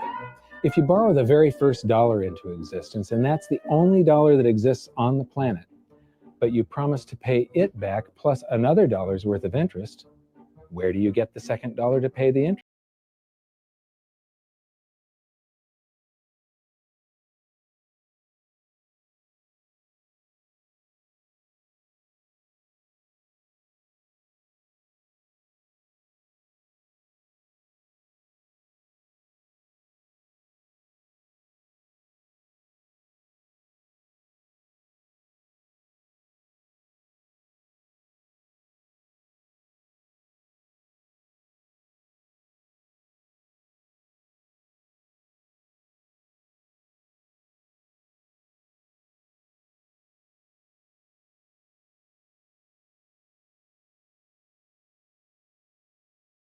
No, there is a payment due every month on the principal plus the interest on every dollar in existence, and those payments do not stop. If we stop borrowing, then no new currency is created to replace the currency that we used to make those payments. Whether you're making a payment on a loan or paying tax to make a payment on a bond, the portion of the payment that goes to pay off the principal extinguishes that portion of the debt. But the debt also extinguishes the currency. Currency and debt are like matter and antimatter. When they meet, they annihilate each other. If we just pay off the principal only on all the loans and bonds that exist, the entire currency supply just vanishes. So if we don't go deeper into debt every year, look what happens. The whole thing goes into a deflationary collapse under the weight of those payments. Politicians and pundits alike talk about balancing the budget, paying down the debt, and living within our means. They don't understand that that is deflationary. It is impossible to do under our current monetary system without collapsing the whole economy. This is why any talk of a debt ceiling is not only ridiculous, it's delusional. The system is designed to require ever-increasing levels of debt just to continue. And that's why politicians will always kick the can down the road and raise this so-called debt ceiling over and over again until the whole system finally collapses under its own weight. In other words, they don't want it to collapse on their watch. The founding fathers of the United States knew the dangers of central banking and fought to free themselves from this very thing. The Revolutionary War started out as a tax revolt, but now we must pay tax just to have a monetary system. Having just suffered through the hyperinflation of the continental dollar, which was printed into oblivion to finance the Revolutionary War, they understood the dangers of fiat currency and debt-based monetary systems. So to protect future generations from institutional theft and out-of-control government, they wrote into the Constitution that only gold and silver can be money for the simple fact that you can't print them. Our current system is not only unconstitutional, but it robs us of the liberty and prosperity our forefathers fought and died for. We are all feeling the effects of ignoring the Constitution right now. By forcing more currency into circulation, our purchasing power is diluted. Inflation is a slow and insidious stealth tax that is simply the result of this debt-based monetary system. This system empowers and benefits those who create the currency and receive it first, as they get to spend it into circulation before it has an effect on the economy. They're stealing purchasing power from you and transferring it to the banks and the government every hour of every day because of this false monetary system. And it's not like the people at the top don't know this. To quote the Federal Reserve, the decrease in purchasing power incurred by the holders of money due to inflation imparts gains to the issuers of money. This is a fraud.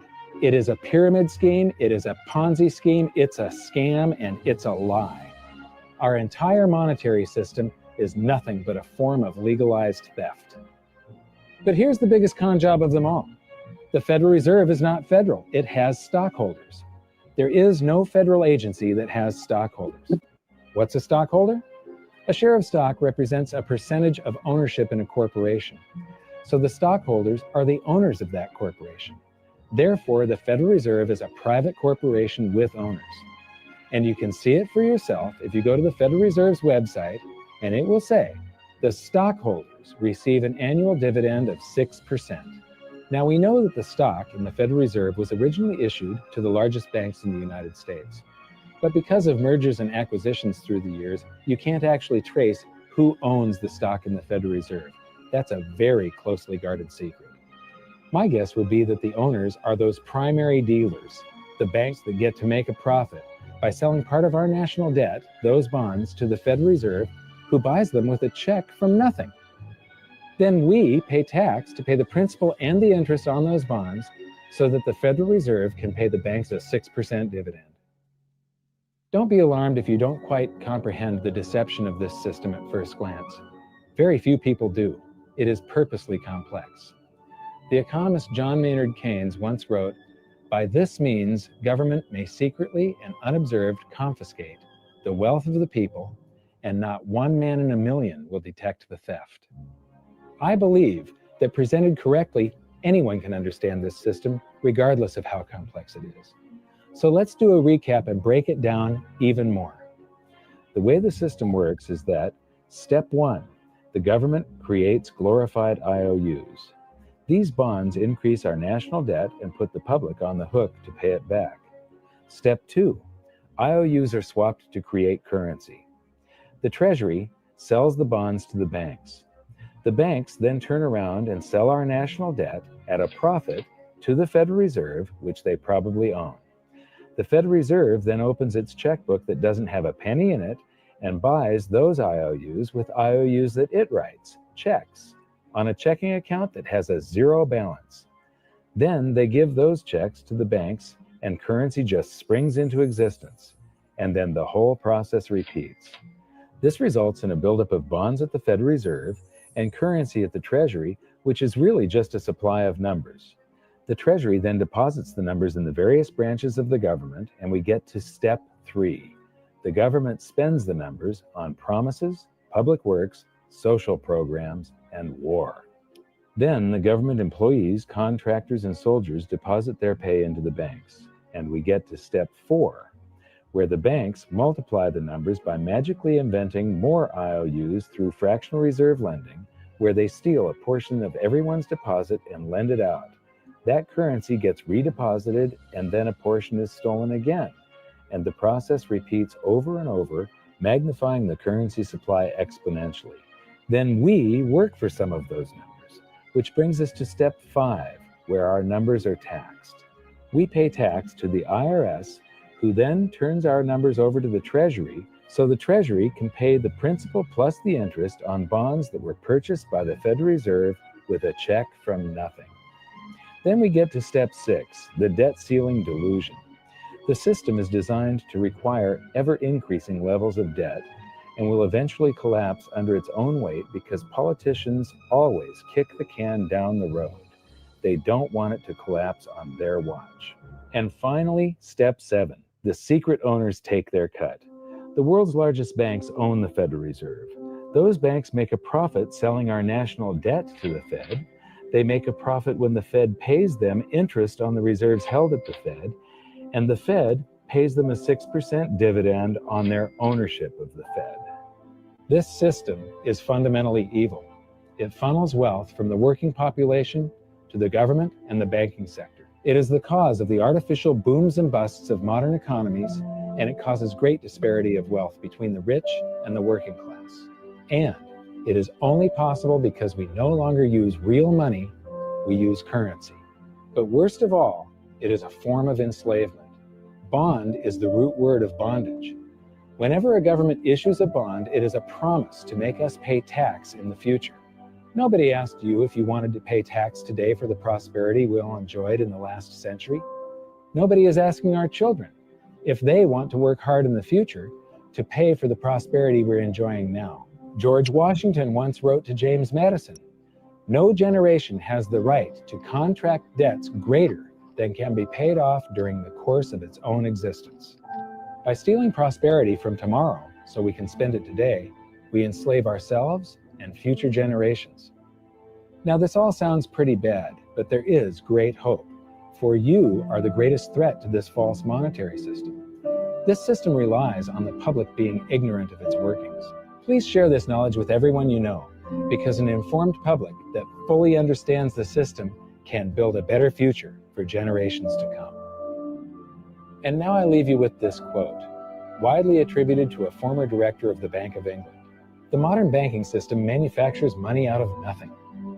The process is perhaps the most astounding piece of sleight of hand that was ever invented. Banking was conceived in inequity and born in sin. Bankers own the earth. Take it away from them, but leave them the power to create money and control credit, and with the flick of a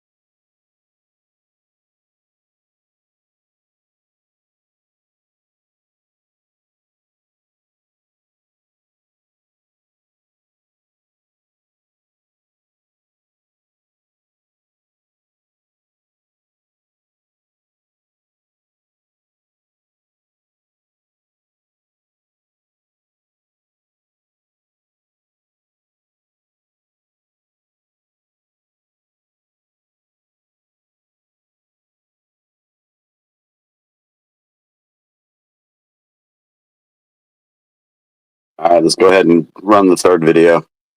It's on your DMs on X. On X? Okay, let's see. And then we'll have discussion. Third video. Wild, huh? Yes. Okay, where is it, the video with the guy in the car? Yeah. Got it.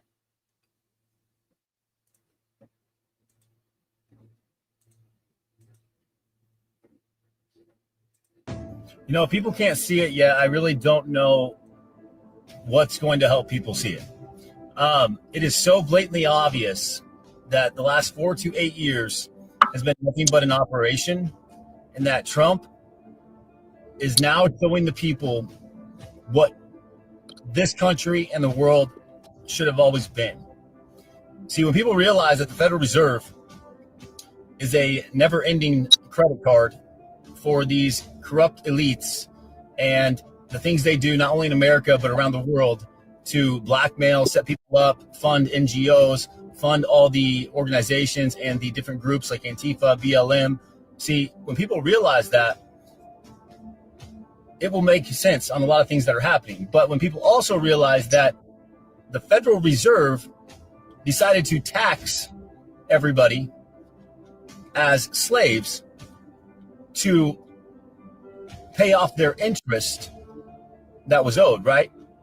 So America was very wealthy before 33 when we had tariffs on all these other countries.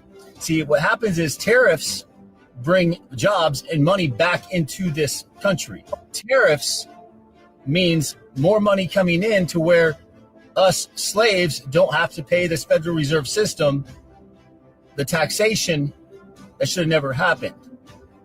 So as Trump has said, he would like to replace an IRS with an ERS, Internal Revenue Service with an External Revenue Service. That means you completely cut the head of the snake off, the Federal Reserve. When the Federal Reserve cannot fund these NGOs, cannot fund these elites, cannot fund all the illegals and everything else, guess what?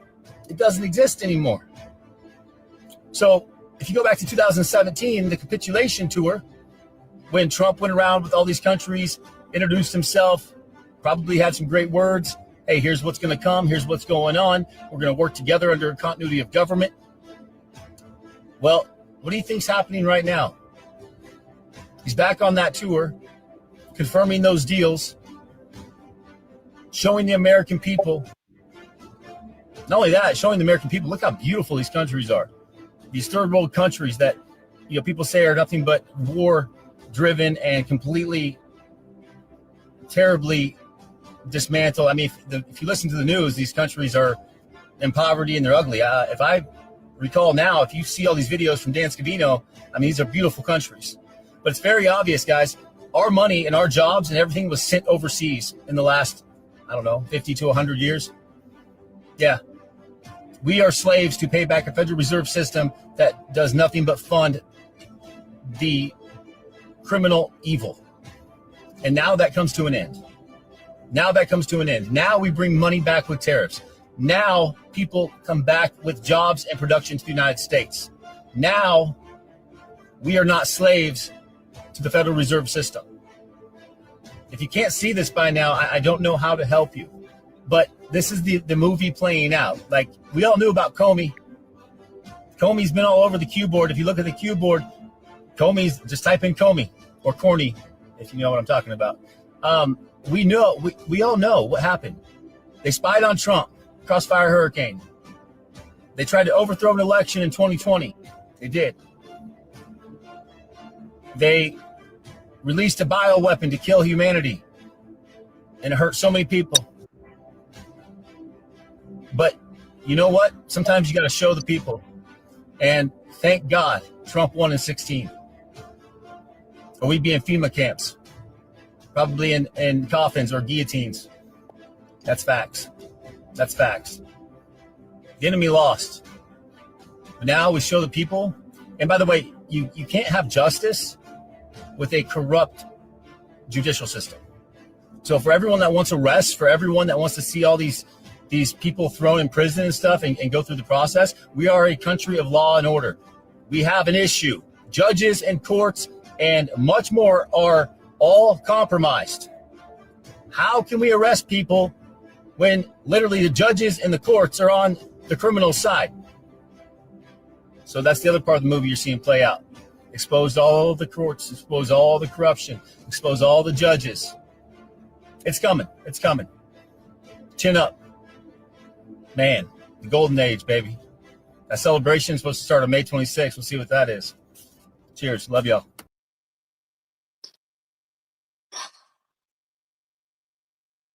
All I can say is wow, right? There's a lot to unpack there. Oh yeah, but if anybody has been watching us long enough, it's literally what we talk about without showing a video. These are themes we've talked about.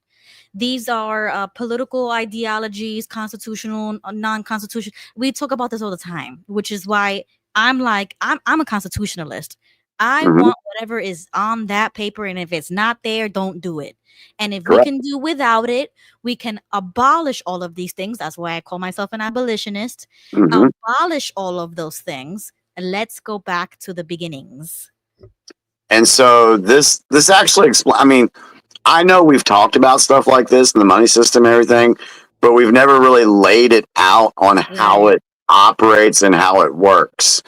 I mean, once you see that explains why other countries like United Arab Emirates, Saudi Arabia, they don't have these systems in their country. And the tariff thing, that was a good point that he brought out.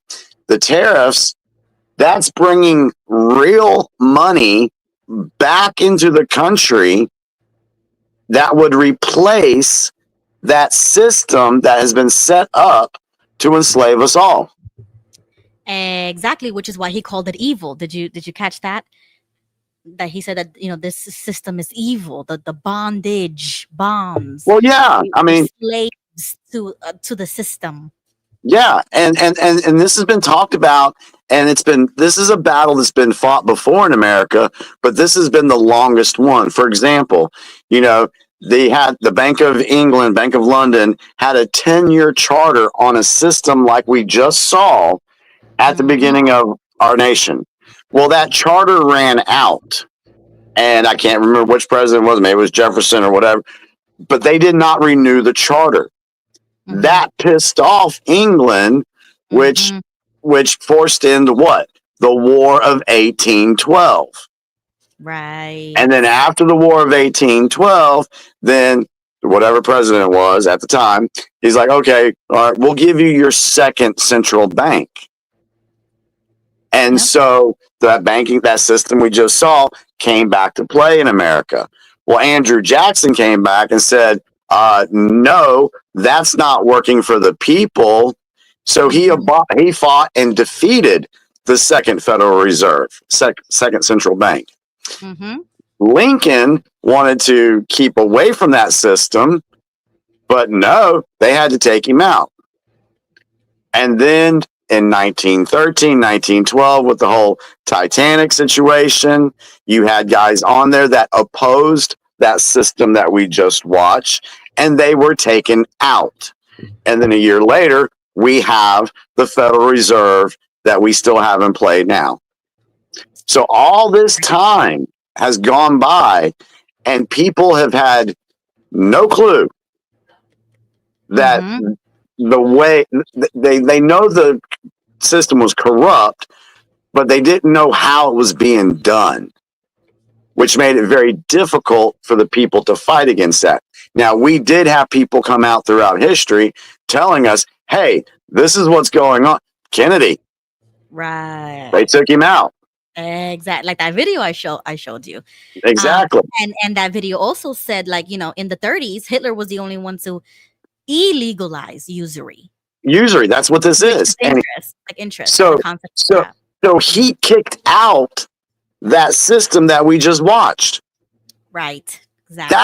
That's why Germany shot up so quick financially. Right. Imagine what the United States would look like without the Federal Reserve and without that system in place. Exactly. The golden age, we would be able to flourish. Exactly. And Jordan, that's the guy in the car, Jordan Clark. He was exactly right with 2016. Thank God Trump won. Because he's not lying where it was headed. And so I know that this is a lot of stuff and it's hard for people to wrap their brains around, but a little time looking at things, educating yourself, going down the rabbit, you can put all this together and see, holy crap, we as a people are being screwed. Oh yeah. And like I said before, you don't need to be involved with any movement or posts or like Q stuff to see this stuff.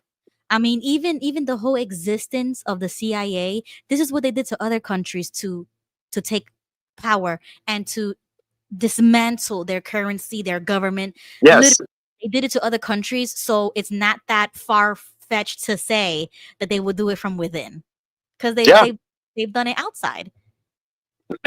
So I felt really compelled to get that information out to everybody tonight that's watching, because you can go back and maybe you can link the video in the description and folks can go back and watch it, because it was a very simplified way of explaining what we were up against. And that's what Trump is fighting. Trump is fighting to get rid of that system because it doesn't benefit the people.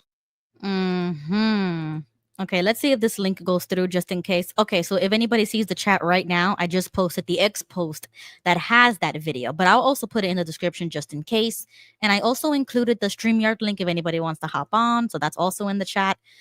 But you see, this is why they don't teach this in school. Like when I Exactly. was little, we used to watch the School of Rock little videos with like, I'm Mr. Bill. You know, we used to watch those kind, and it was very lighthearted. And then the Toodle Twins is kind of like for the new gen, like for my kids, so they could learn about currency, money, responsibility, all that type of stuff for them.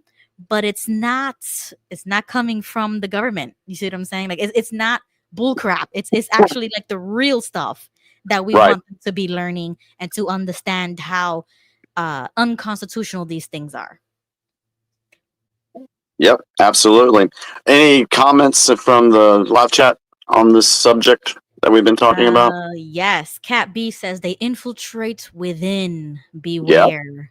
Yep. Once you see it, you can't unsee it. Correct. 1812 Overture. Chad says, let's put the Federal Reserve on the Titanic. Yeah. John says, America is a republic, the Pledge of Allegiance. Justin agrees with me on something that I said. Cat B says, it's a worldwide pyramid, tentacles reaching far and wide. Correct.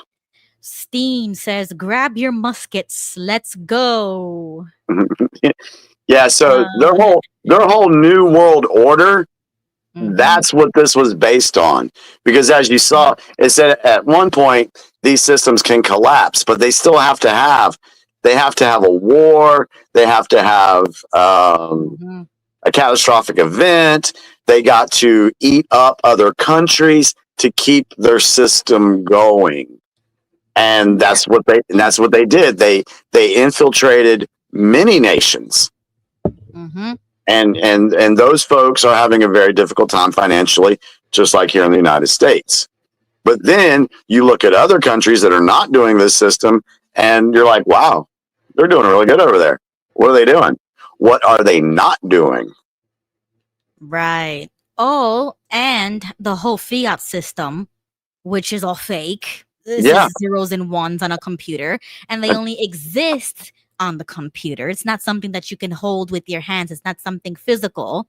Right. All of it's fake. And you saw how they put the arrows of where all this is going before it even gets to you, and how it's not used for our roads and school systems, is used for all that government crap and social services. But you know what? When I was learning about all this stuff like long time ago, it actually got me really upset, because I used to be one of those people that was like, well, then let's just stop paying taxes. Let's just stop, putting in, like the video said, how that's a little delusional to say, because it'll dismantle everything. Like it's not going to stop, because the debt is still there. It's not going anywhere. And you still have to pay next month, right? So you're still going to get crucified over it, financially ruined over it, even if you want to get out that system. So it's like you're still stuck. Even if you don't want to even be there. You're stuck in it. It's evil. It's demonic. And I don't mean that in a spiritual sense. I just mean like it's evil. Like it's wrong for governments to be doing this to their people, or our government. Let's be specific. Our government to be so unconstitutional, because our founding fathers knew this. It's not like they didn't know. It's not like they didn't allow this to happen, or if they were part of the deep state too. No, I don't believe that. I believe that they were actually the real ones, the real white hats of their time that was keeping out this evil out of America. But it still slithered its way in. It's very interesting. Once you start putting it all together, you're just like, what the hell? Yeah. It's crazy. I guess if somebody wants to jump on, they can. I can give a Cliff Note version on, what time is it? 11:42. Yep. So we can be on for at least 30 minutes, because you said you want to we got 12:30. Yeah, we still got about 45 minutes. It won't take me long. I can go ahead. I'll just highlight real quick on the second part of the 16-year plan, because it will tie into what we're talking about this evening. So you may go ahead and start with that. Yes, go ahead while I pull up the picture. All right, cool. All right, so last week on part 1, we talked about the first 8 years under Obama And these were the things that he was supposed to do. If you want more information and didn't watch last week's episode, go back to last week's episode. We give a little bit more detailed explanation for each box here. So 1, install rogue operators in the government. Check. They did that. Leak classified intel, military secrets. They did that. Cut military funding. Did that. Weaken command of generals. Y'all know what I'm going to say. Kill NASA, space supremacy, EMP risk. Remove good guys from government. Special access program sell-offs. Weaken the NSA, reveal programs. Target, weaken conservative base. Relax borders. Flood the illegals. Fund terrorism. Nuclearize North Korea and Iran. And fund, supply North Korea and Iran. And stage the Supreme Court. So we brought evidence last week for each of those things that they were doing. Now, that was supposed to, and another thing that Obama was doing back then too, was trying to get the guns. He was trying to get the guns away from the American people, and that's why there were so many mass shootings under his watch, because that's what they were using to manipulate the public to try to get us to turn over our guns. I want to add that, because, hey, if you want to destroy a country, you can't have an armed citizenry. You know, and who was the president? Obama? Yeah, Obama. Yeah, there was tons of mass shootings under him. Yep. And that was one of his goals, was to get the guns away. Now, he didn't succeed on that one. All right. But all these other boxes, they were doing pretty daggone good. Now, they wanted to continue this plan to destroy America, but Hillary was supposed to come in and finish it off. She would have destroyed the USA, and it would give rise to the New World Order, which was funded by what? The central banking system. All right. So the first box was, I'm going to talk pretty quick, guys, because I do want to get through this and get some folks on stage.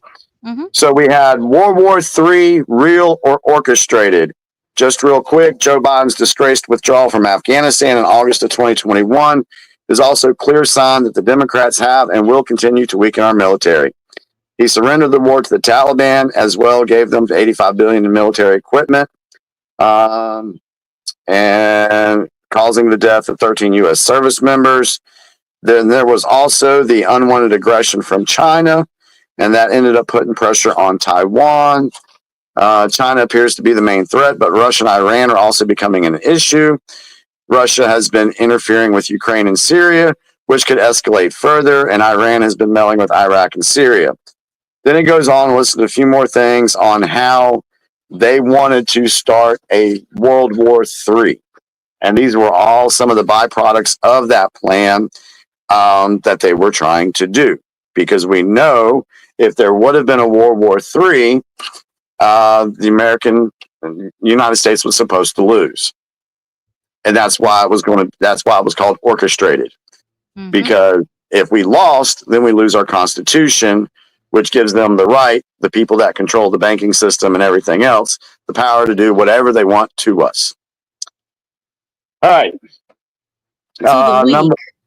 Yeah, exactly. Because even if that did happen, I mean, I know we're talking about just theories, but even if that did happen, I still believe in the American people and the American spirit, and we would never let that fly. We would rather die than let that happen.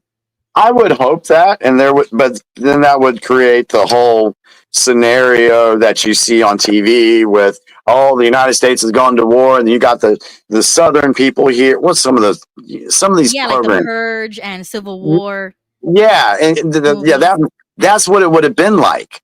Yeah, you would have had people standing up, but they wouldn't have been able to do anything because they would have had no power. Exactly. Yeah, exactly. So we would have been screwed, and that's why Jordan said, we would have all been in FEMA camps. The people that would have rose against this situation, and that's why allegedly, I'll go ahead and say allegedly for the fact checkers, but there was 30,000 guillotines purchased by the U.S. government. And if you look up some of the fake coffins or the coffins that they had set up at these FEMA camps, there was tons of those too. So the information was out there. You could see what they were trying to do. They were going to destroy the country. Okay, so let's go into help destroy. Where's my notes? Here we go. Let's go into population control and pocket billions of dollars. All I had to say about that was CV. That's population. You know, I'll just read the first paragraph. It has right here. Our deep state government is in league with the Chinese Communist Party, who has those same world leaders on puppet strings. They purposely released COVID-19 from the Wuhan lab in Wuhan, China in 2020. Peter Daszak, Anthony Fauci, Ralph Baric, and Jinglei Shi all conspired to create, release, and monetize COVID-19 as early as February 2016 using already patented vaccines. Vaccines. Already patented. Let that sink in, folks. Yeah. The federal government is also involved in owning these patents. Their gain of function research was funded by the NIAID, Echo Health, and the NIH to the University of North Carolina, Chapel Hill, and the Wuhan Institute of Virology. The Bill and Melinda Gates Foundation also contributes to the NIH, NIAID for vaccine research, and Gates has been on record for a depopulation plan. Yeah, demonic once again, evil and demonic. So I don't think I have to really go into more on population control because they've done it by poisoning our foods, right? Affecting our fertilities, male and female. Abortion, that's population control. And that's not, I'm not going to talk about that time, but that is a form of population control. And I put up a stat on my Facebook page that showed a graph that the world population births have been declining for years. Oh, yeah. Yeah. And what was the stated goal on the Georgia Guidestones for the New World Order? Reduce the population of 500 billion people. So that's what they wanted to continue to do under the second 8 years. Next one, eliminate final good guys in government. Clinton's plan was to eliminate the rest of the good guys in government, but since she lost, the plan was delayed, and now President Biden is fulfilling her plan. As I go through this, remember, we said that 2016, Trump put a pause on their plan. Biden come in, and these things started taking place again. He started talking about World War III. He started doing the population control stuff. And now we have the elimination of the final good guys. The following were let go or asked to resign within the first week of Biden's residency. Michael Ellis, a National Security Agency's top lawyer. Charles Cohen Jr., a senior executive of the Office of Administration at the Department of Housing and Urban Development. Surgeon General Jerome M. Adams. Michael Pack, head of Voice of America. Andrew Saul, the Social Security Commissioner. And Peter Robb, the National Labor Relations Board's General Counsel. So those were good guys that Trump had in place for those those sections, and Biden came in and eliminated them. Next box, kill economy, starve, and enslave the public. Let's see. First paragraph on this. The deep state leaked CV-19 with the intention of creating a pandemic money-making depopulation scheme using the virus and vaccines. Operation Warp Speed showed that the vaccines were suspiciously available very quickly by Pfizer and Moderna, which they received royalties for. $100 billion market. They, with the help of Dr. Deborah Birx, even conspired with the CIA Mossad media to push down real safe treatments like ivermectin and hydroxychloroquine so that they, Big Pharma, the deep state, and cabal could reap the benefits. Gates and Dr. Birx even have connections to the Institute for Health Metrics and Evaluation and Imperial College in London, which both produced incorrect CV-19 data and, along with the media, helped push governments and the population into lockdown, which caused worldwide economic devastation. That was done under Biden, trying to get back on track. Is this making sense now? Yes, but I think my question / statement is that even though Hillary didn't make it, they were still trying for this plan to go through without anybody waking up, without anybody realizing. But Correct. it backfired on them because even though it did happen, a lot of people woke up to that. Correct. And this is I do believe that this part of the movie, the reason why a lot of this happened, I said that the Biden thing was scripted. And remember, one of the most common phrases we use as a digital soldier is sometimes you just can't tell the people, you have to show them. Right. Yeah. I think that's what Biden did. Yeah. So if it was scripted, let's just say if it was scripted by the White Hats, his whole residency, to do all these things, we were being shown what they had planned for us. So, all right. I'm going to take a quick break before I go into number 18 to catch my breath. Okay. Fallon and Joseph, they want to say something relative to what we're talking about. You can unmute yourself and join in. Give me about a 5-minute break.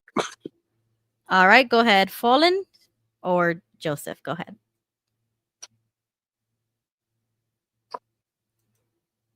I'm also looking at the comments just in case. Steen says, come to Australia. There's nothing but space. Oh yeah, that's right. Yeah, like population. What's up with that? Like, there's a lot of space. If you want to talk about like population, we have enough room to have population. Yeah, I don't think it's about space. I think it's more about the elites. They don't want no peasants. They don't want no poor people. They want to get rid of us. And the less, the better, because then there won't be anybody to stand up to them. No protests, no revolutions, nobody to back their position. Because if there's more of them than us, then there's no problem. It would go through with no problem. Correct. But there's too many of us and not enough of them. So any little thing that they will try to do, there's going to be people like us to say no, and that's what they don't like. So the population control is about that. It's about control. Voting? Oh, not just that. I mean literally anything it could be protesting, it could be what we're doing right now. They want to take away these freedoms, like freedom of speech, freedom of this, freedom of that. They want to take all of that away so that they can have complete control. And the less people, the better they can do that. They can control us if there's less of us. Yep. Think about break it down really simple. Think about it, daycare. If you're babysitting one kid, okay, you can handle that one kid. You're babysitting 2 kids, okay, you can handle that.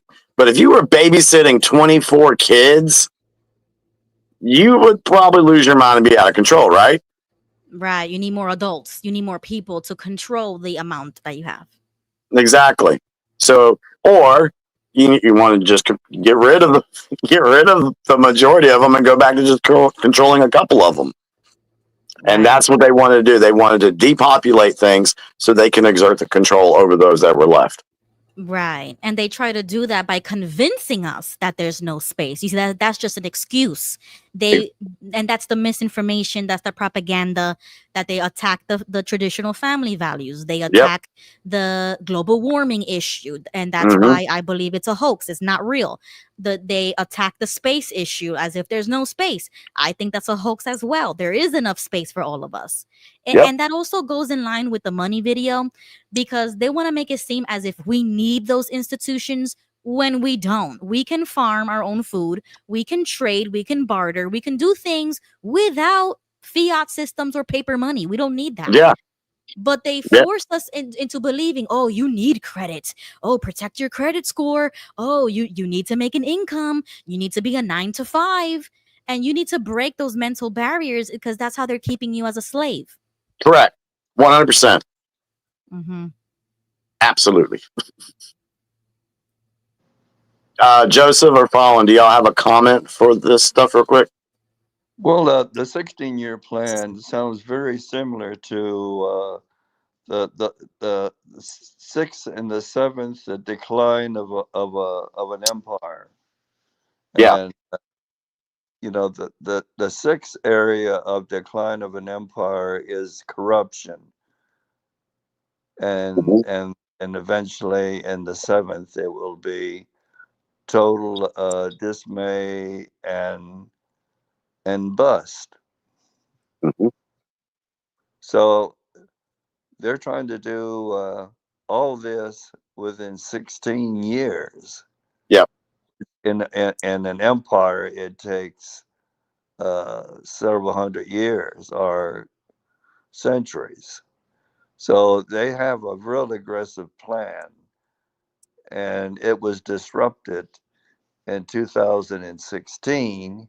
Mhm. But they counterpunched it by impeaching and also inducing, COVID-19, and it just caused chaos worldwide Yep. and disrupted And that's our oh, sorry. society.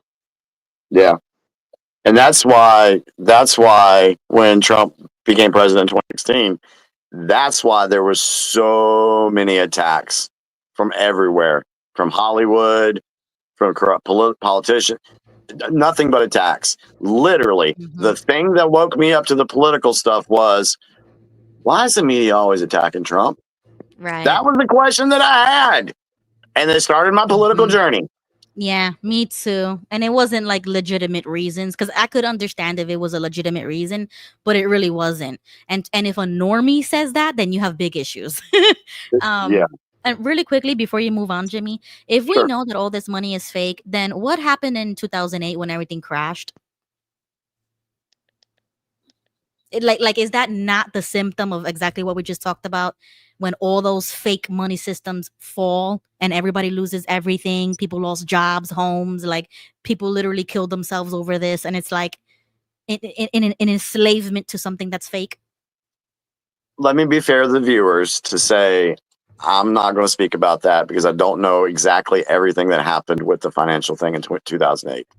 Okay, so that's something of interest for me, because I don't Okay. understand that. You know what I'm saying? Okay. Like because we just did the money video, so I was thinking, like, if we know this, if we know that those systems in place, like everything we just talked about, then what happens when something like an '08 happened, and it happened under Obama? So that makes me think about this plan, and Right. then I'm like, okay, well, it happened then.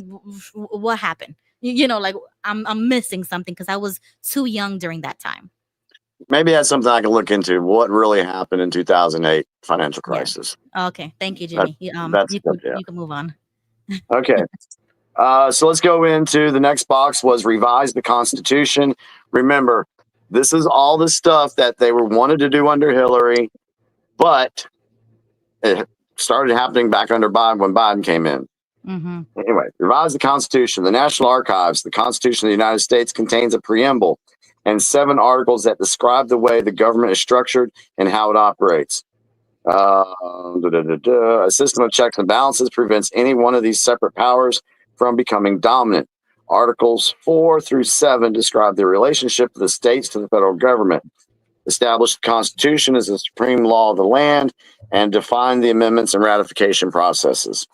In order to make changes, they must have control of the presidency and Congress. Senate rules that allow minorities to stop radical legislation must be changed. The filibuster must be removed so bills can be passed more easily with little opposition from the Senate minority. And Vice President Kamala Harris could break any tie in favor of the radical Democrats' agenda. The Senate could then vote similarly to the way the House does. In theory, it would make changing the Constitution possible, as the amendment would require 2/3 vote by House and the additional ratification of 3/4 of the states. So remember, they talked about getting rid of the filibuster. They talked about that. There's evidence of that. Mm-hmm. They wanted to pack the Supreme Court. They wanted to get rid of the Electoral College. All these things that they wanted to do was to revise the Constitution. Mm-hmm. And they had to throw that in there too, because if they would have been able to get away with their war, then we would have lost our original Constitution, and then whatever they decided would have been the law. Exactly, which is why you never revise the Constitution. And even those amendments, they kind of bother me because we should just have the Constitution and the Bill of Rights, and that's it. Anything after that should be vetoed. Yeah. All right, next one. Ban sale of firearms. Repeal the Second Amendment. Again, President Biden is picking up where Hillary was supposed to be 4 years ago in his first few months. He's already called on Democrats to go after the Second Amendment. We saw that clearly. Senator Feinstein and Republican Cicilline already put forth assault weapon bans in legislation. It would ban over 200 types of assault weapons that allow owners to keep what they already have. It would also include background check on purchases, trades, and gifts. They claim this is to prevent domestic terrorism. Yep, lies. So, it's all unconstitutional. So I don't think we saw. Yes, they tried to do that. The next one: install corrupt Supreme Court justices. The Constitution only offers guidance on how the Supreme Court should be set up. It doesn't specify the number of justices, only that there should be a Chief Justice. Exploiting this loophole would allow the Democrats to hack the court. There's been 9 justices since 1869. The Democrats plan to introduce legislation that would increase the Supreme Court justice from 9 to 13. If passed, this would allow President Biden to pick 4 additional judges during his administration. Like most presidents in the past, they are usually partisan picks, which would mean 4 additional liberal justices on the court, meaning more liberal victories. And we know that they wanted to do that as well. They didn't succeed at that. Remove the Electoral College and install popular vote. I'm not going to go into that one. We know that that's what they wanted to do. Oh yeah, they always talk about that. Yeah, that's popular within the left. Yeah, so that's what they were trying to do. Close U.S. military bases globally. Biden was pressured during his 2020 presidential candidacy to cut the military funding and get rid of Space Force. There are also plans to close Guantanamo Bay Naval Base in Cuba, where they have been holding 9/11 and Indonesian bombing trials for almost 2 decades. And instead of following President Trump's exit strategy for Afghanistan, Biden chose to close Bagram Air Base first, which ultimately allowed for the Taliban to take over, basically surrendering Afghanistan and $85 billion in military equipment, along with leaving U.S. civilians behind. Yo, that was the craziest and stupidest thing I have ever seen in my adult life. Yeah, that's crazy. And 13 Marines died that day. Yeah, 13. There's there's another number. good. Yep. Yeah. Okay, keep going. That was a very treasonous day. Yes, exactly. it was. All right, I think we only got 3 more. Well, okay, yeah, 3 more. Destroy and censor opposing news outlets. Conservatives and alternative media have long been censored by social media platforms like Facebook, Twitter, Instagram, as well as Google and YouTube. President Biden plans to continue that censorship under the guise of COVID-19 misinformation. Wanting to avoid false narratives, they will work with social media mainstream proper to control the flow of the internet. Spokesman Jen Psaki claims they will urge them to work even faster to take down what they consider harmful posts. At this time, they're only allowing 2 of their trusted physicians to speak out and have their content boosted. Do we really need to talk about censorship? No, that's been blatant. Yeah. We saw it. Yep. And open borders is another one. Yeah. But turn it around. Censorship is not like it was under Biden anymore. Right. It's not as bad. So there's something behind the scenes making that happen. Yeah. Open borders, yes. Allow open borders. What this does, it allows for the great replacement to fundamentally change the racial mix of America. As an incentive, it invites the poorest on earth into the country with promises of taxpayer-funded programs for support. A constant stream of new Democratic voters, and this is not even going over the invited crime element being ushered in, intended to weaken America. Yes. We don't have to go there. We already know that. And the last thing was the limit removed of military funding. Last paragraph. Progressives have laid out a wish list that includes cutting $200 billion yearly from the Pentagon, ending the nuclear refurbishment for the nation, and removing Space Force. The Democrats want to defund the military once again, and during a time of high tensions that they created between China, Russia, and Iran, over 60 Democrats signed a letter supporting the defunding of the military and in support of an amendment that would push through their agenda. That was the 16-year plan to destroy America. That's what they wanted to do. And there's ample evidence and proof, if people go look for it, that was the case. And thank goodness their plan failed. This is why they're panicking. This is why they're freaking out, because they don't know what to do next. Because we know their playbook. We know what they were going to do. And quick reminder, it's not just the Democrats that are doing this. There's also rhinos and there's neocons who support this kind of stuff, but they're on the down low. They don't say it out loud. And that's the only reason why I can respect the Democrats, is because at least they say it to your face, whereas everybody else hides it and they're taking money under the table. Well, that's the definition of controlled opposition. There you go. Exactly. And there's too much of that. So we need to clean house, like really badly. And and just to make a comparison, because I know that I say this a lot, like I'm anti war, and like, you know, I don't support the military industrial complex, but it's not because of wanting our country to be, you know, unsafe or like weakened.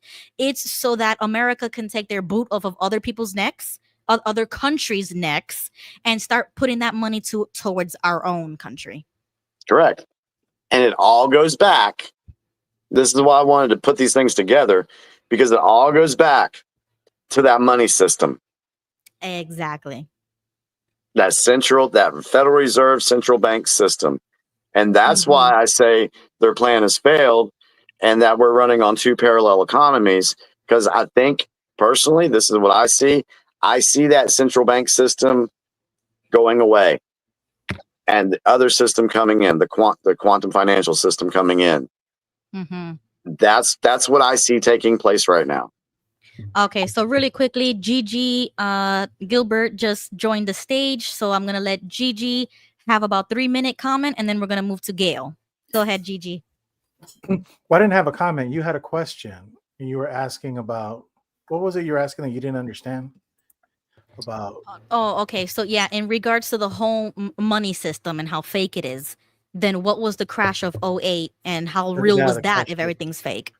Well, all you have to do is just watch the movie Margin Call. So what happens is you had people that were dressing up like in a mariachi outfit here in Phoenix, and then they would tell the mortgage rep, "Hey, I make $2,000 every weekend singing in a mariachi at a restaurant." "Oh, okay." And they would just give you a loan. It was called stated income. So what happens is the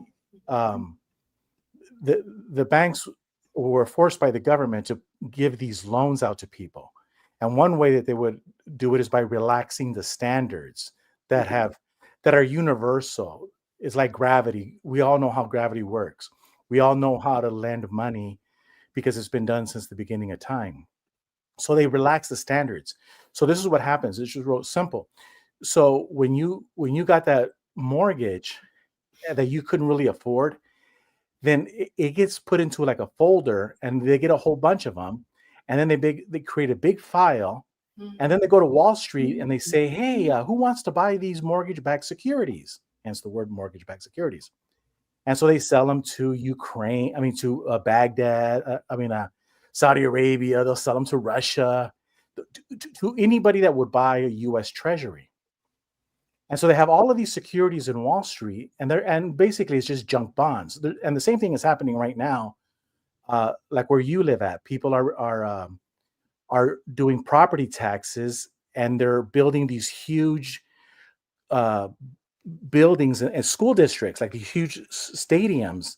But the people don't have enough money to pay for it because the property taxes are going up, and they're defaulting. And so all of these bonds, they start short, like a house of cards. It starts collapsing. And the only way to keep it from collapsing is, you've heard the phrase, the everything bubble. And you've also heard the phrase quantitative easing. So the Federal Reserve goes and puts a lot of money on digits, and it's like air on the bubble. It puts a Band-Aid and it keeps putting air. Because what's happening is the banks are losing money because they have all of these bonds, all of these mortgage-backed securities that are worth, say, $1 million, but now the house is only worth $500,000. So that's where the bailout comes in, where the government is just buying everything. They're saying, well, did you lose money here? Oh, don't worry, we'll buy it from you. We'll buy it from you. That's another problem right there. So that's what's happening, and that's what's happening even right now as we speak. So that's what the crash is, and that's what the government is doing, is they go and they rescue everybody. The only difference now is that the governments have a new thing. It's called bail-in. So the next time we have a crash, it's already in your checking account, that the money that you have in the checking account, your checking account, it's not your money. You lent it to Wells Fargo. You lent it to B of A. So if B of A and Wells Fargo go under, they just simply take your money and bail out, and it's called bail-in. That's where we're at right now. Wow. That's why you're hearing all of these YouTube people talk about, get your money out of the bank. Well, this is why you heard the people that lived through the Great Depression. They didn't trust the banks. They take their money out and stick it under their mattresses. Well, what happens is the banks are trustworthy when you abide by standards that have worked since the beginning of time. What happens is the greed factor kicks in. Everything is doing great, and then all of a sudden somebody thinks, hey, I could reinvent the wheel. And that's where the greed comes in, and they start relaxing the standards. And that's what we're seeing, little by little by little. And that's why it's a cyclical crash, because they fix it, and then the same thing is rinse, wash, and repeat. And it all goes back to the creation of the Rothschild family, creating this banking system. Exactly. Yeah, and it doesn't matter if they have a new system. They're just going to find another way to repackage the same old fraud. And so what happens with gold and silver is just real simple, and it worked in the United States Constitution because the United States, they played with the money. The founding fathers played with it. They knew it wasn't going to work, so they went with gold. And it's just real simple. Remember how Jesus says, "You shall know the truth, and the truth shall set you free." Well, there's a thing called gold and silver, and it's true. It's part of the atomic, the atomic board, right? All the elements.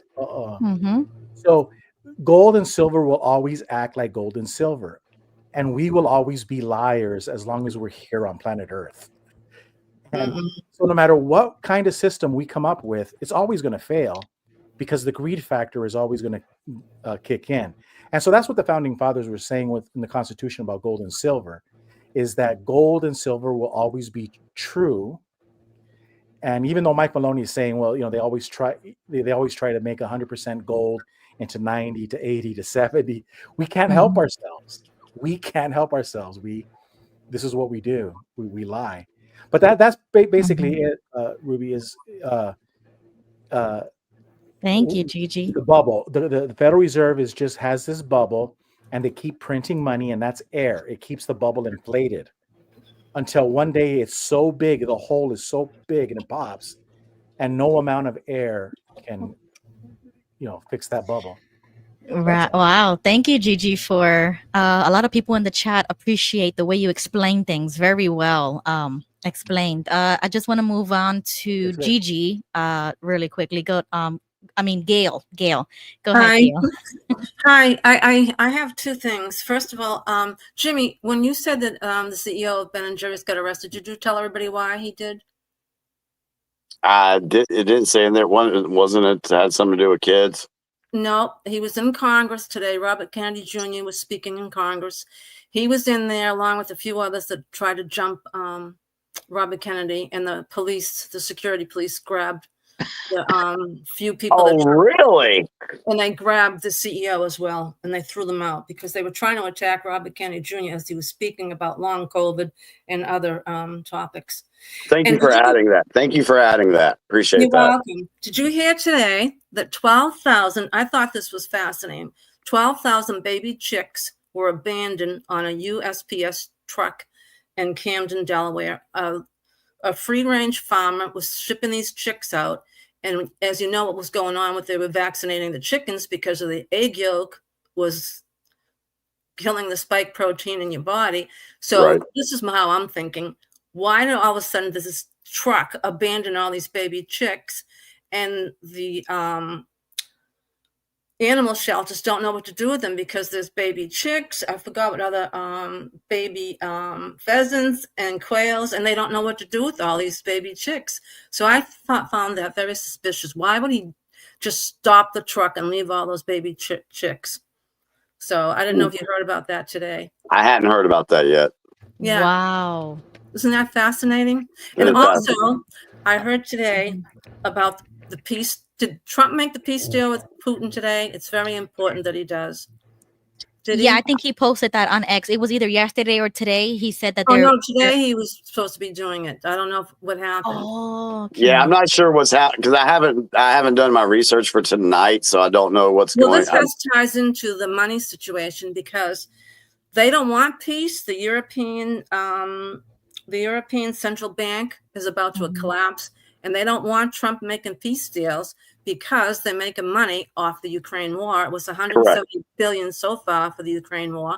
Raytheon's flipping out because they have, contracts with weapons. Right. And if Trump doesn't make these peace deals, we're actually screwed. And as far as gold goes, it's up to $3,225 an ounce. Yep. And 75% of our gold comes from the state of Nevada. And if anybody's interested in the stock market with gold, because it's the time to, start getting your stock, it's called the Axe Cap Ventures, and you can look them up and you can start, putting some money towards the gold because it's supposed to skyrocket to 4,000 in 2026. So it's very interesting to watch what's going on over in Europe because they don't want the peace deal because they're making money off the war. It's kind of sick. Well, it goes right back to that chart we showed, with the arrows and what they do. And war was right there, and that's why that keeps their banking system alive. Question, Gail. What was that comment you made about the egg yolk that something with the spikes? What? Oh yeah. Well, Jimmy did something on it a few weeks ago, or maybe a month ago, about the Myrna. The Myrna, it does something with the protein from the Myrna vaccinations. The egg yolk does something against the spike protein. Yeah. Well, they were vaccinating all the chickens, and they slaughtered. I don't know how many thousands of chickens in Missouri. This poor woman, they went and they slaughtered all her chickens. So what people are doing is they're ordering baby chicks so they can grow their own chickens, so they won't have Myrna vaccine in them. It's another way to kill the population. Correct. Oh, so that's why they don't want us eating eggs. No. And drinking raw milk and all that kind of stuff. Yep. Correct. And that's why they were artificially skyrocketed. I mean, I wish I knew where these baby chicks were, but I can't have chicks where I live. I've thought about the whole chicken coop and all that. I've seen a lot of YouTube videos. Grow your own eggs and chickens. You'd be all set. I would love to. That's exactly what I want to do. I would promote growing your own food, getting a few little chickens, doing all of that because I do not trust. I mean, even if RFK does what he says he's gonna do, I still don't trust the food industry at all. Well, I got news too. The chemtrails aren't stopping either. DeSantis banned them in his state, but they're still going on. And the chemtrails are killing everybody. Now, I have heard, and I can't, let me just tell you what I've heard rumor-wise, okay? I can't verify it or anything like that. But there's been talk and chatter that some of the stuff that if we see some chemtrails or whatever, Yeah. it's actually supposed, and this is what's been said, whatever, take it for what it's worth, that the white hats are putting material out to reverse the damage that was I done hope so. by that's what I've heard. I can't prove it, Well, but the weather's nuts here where I live. It's so that would be, freezing, 50 degrees. yeah, that it would be nice if that's something that's going on to reverse the effects of what was being sprayed on us. Oh, I hope so. So there's that. Thank you. That's good. I Okay. hope that's true. Yeah, I hope it Yeah. is cool. But I did hear that about DeSantis, that he finally did that. Yeah, I'm telling you, I'd love to move to Florida because he runs a good state. I don't know. How do you feel about him? Florida, he does that. Yeah, he's the only one banning it in his state, which I was happy to hear that because I see the chemtrails going all over the place where I live, nonstop, and then the weather's crazy the next day. Where you at? Massachusetts. Oh, okay. We're in trouble too, thanks with our liberal governor. She is in bankrupting because the Boston Housing Authority spent all their money on the migrants, and now she's having trouble. And a lot of people are leaving the state because we have a lot of homeless problem here, and we have a lot of migrant gangs here. So a lot of people are leaving our state. Yeah, it's not safe in Boston anymore. Do you have squatters in Boston? Unbelievably so. Yeah. It's terrible. See, and this is what folks need to understand. We see these things happening, but then you hear, "Oh, Jimmy's saying patriots are controlled." Blah blah. Okay, it's a war. It is. These people are not going. They may not have their generals and their lieutenants, but they do have little foot soldiers that are still out there. So they're still going to try to push their agenda. They're still going to try to fight back. So Boston's been on the news a lot. I'm sorry, I didn't mean to cut you off. No, you're fine. Go ahead. Boston's been on the news a lot because they're fighting Tom, the ice head of the ice, and they're coming to Boston and arresting tons of people, and the governor is pushing back on the mayor. And but he's not standing for it, so he's still going in and trying to capture as many people as he can because it's a heavy problem, and it's her fault. If people are leaving this state, it's her fault that they're leaving. I mean, I grew up in a beautiful town, and it's but you know what's weird? I'm seeing high-rise apartments going up everywhere in the two towns, and I don't know who's going there, but they're huge apartment complexes, and I found it fascinating. I noticed that I was going through an area of town that I hadn't been in a while, and I was like, "Holy crap! Where did all these apartment complexes come from?" Everywhere. Yeah, and so I don't know who's going in them. I don't know what that's all about. What was I going to say a second ago? Oh, if we look at what's being exposed right now, let's look at who is being exposed right now. We see judges. We see mayors, we see certain governors, we see basically what we're seeing is a lower level of the pyramid being exposed. Yeah. And I think that the only way that you can expose these people is because they don't have the people above them protecting them anymore. So I think that's what we're seeing. That's why I say a lot of the big wigs, the deep state players, they've already been dealt with, and now we're seeing the lower level ones being gone after. So that's just what I see. I am back. My internet went out like always. Hi, Ruby. Welcome back. Hey guys. We held down the fort. Okay, awesome. So I don't know what was last said, but I do have a video that I wanted to show you guys, especially Jimmy. I don't know if he's seen this on X. Remember when we were talking about like that underground cities and underground worlds and stuff like that? Okay. Yeah. So this popped up in my algorithm. Did you see this video that there is an underground tunnel system in the yeah, the White House? Oh yeah. I saw it. Okay, we gotta watch this. Hold up. I know about it. So this is one of the neat things about the U.S. Capitol. Of course, this building construction started in the 1700s. And there are all sorts of little hidden passageways. You saw I just pulled this cover up. And you can see if we get the camera to come over, don't fall in. We don't need a workers' comp claim today. But you can see there's a passageway. These are long stairs that used to be here that were closed off. We're just off of what's called Statuary Hall, which at one time was the actual House chamber. So, and it's outside there. But this is just an example of some of the little hidden secrets in the Capitol. And so one of the things when we bring tour groups in, if it's a small enough group, if it's a big group, but it's a small group, we'll actually take them down this hall. Believe it or not, my big self have actually gotten down and more importantly, out of this hall. I'm not going to debut that again for today, but suffice to say, I've been able to live and tell about it and get out of there. But it goes all the way down. It's an old staircase. And I'm told, I can't verify this, I'm told that this staircase, which opens to, if you go down, formally open to the outside, was one of the staircases that British soldiers used when they breached the Capitol during the War of I think it was 1814 when they actually attacked Washington.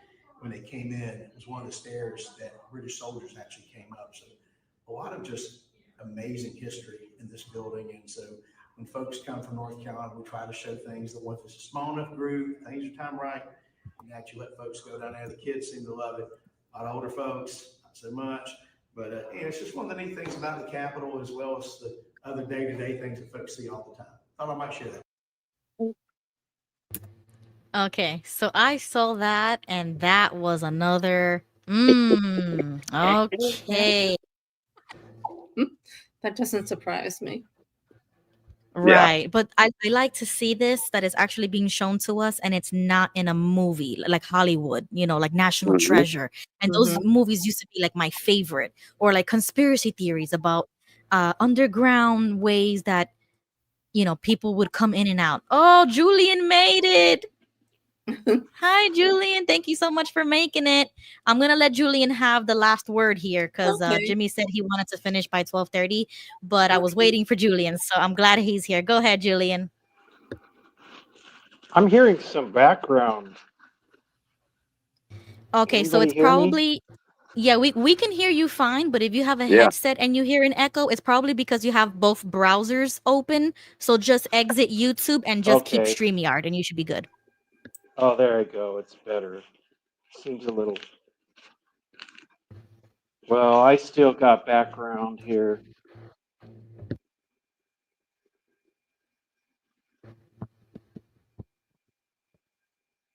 Still with us? Okay, no, you're perfect for us. Go ahead. Hello? Hello? Hello. I don't know why I'm hearing... Oh, well, I can try to talk over it. Jimmy? Yes. Cash Patel and Dan Bongino, I sent you a DM on that, I think a day ago. It's concerning their comments in regard to the, excuse me, the Epstein suicide. Okay. They basically said, looking at the scene, it was a suicide. And Oh, they said files. They said they saw the complete files.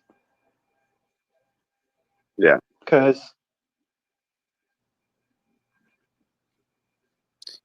did you Julian, did you hear us earlier when we were discussing this? No, I must have not been here. Yeah, we discussed this evening, and to be honest, I haven't seen I got the DM, but I haven't watched the video yet. Been kind of busy, but I try to get to all the videos that are sent to me. It's a lot. But we talked about that in the news blast, that they did say that they believe that, he killed himself. My stance on that, Ruby's, we're not buying the story. Is it a white hat script that they were reading, or was it a black hat script that they were reading? In my opinion, I believe it's the white hat script. I believe that this information has been put out to flush out some other people. That's just my opinion. Okay. I'm getting feedback. I'm going to have to go offline and see if I can come back on, but Yeah, is the definitely show hop over? back on. We can hang out for a little bit, I wanted to basically get everything said tonight by at least by 12:30. So, Okay, good. So yeah, we did hop accomplish back that. on. And this is really good that Julian is asking these types of questions. And I mean, I do the same thing with Jimmy very Yeah. respectfully, because I don't believe in any scripts. I don't believe in any of that stuff. Like I said before, I am nowhere near that community and what they say. All I am doing is listening with my ears and looking with my eyes. And what I see doesn't make sense. The Epstein thing, I am so sorry to everybody, but I do not believe that he killed himself. And just saying that back then, they would crucify you Yeah. over saying that he didn't kill himself. And I'm like, why is it such a big deal? Okay, Julian, you're back. See that just real quick. That's what gives me pause about it, because if you said that he didn't kill himself, I mean, oh my God, they attacked you. It was like saying that no, I don't want to get the jibby jab. Oh my God, they attacked you. And dragged you and canceled you. And it was just so hard to give a different opinion than what the news is saying. And my thing was, why do you want me to believe that he killed himself so badly? Exactly. Yeah, Why do I want to believe that? Because of the information that was presented, how small the jail cell was, how he hung himself from a bunk,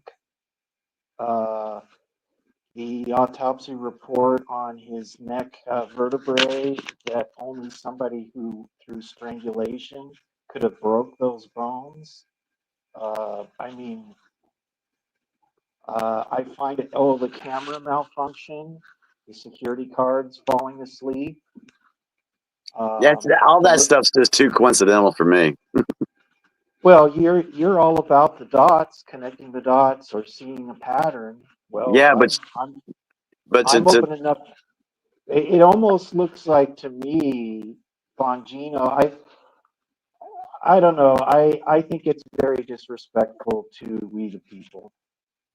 I think it's very disrespectful. If they're literally blowing smoke up our ass over that, it's all gaslighting. yeah, they're intentionally gaslighting good people. White hats are, and I don't know. I just there's a big. I know Jimmy, you're aware of it, but I've noticed there's been a pretty big uproar about this in different write-ups.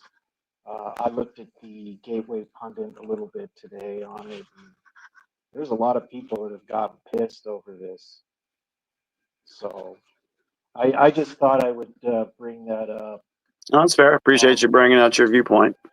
The other thing I wanted to ask you about is you're good at seeing patterns.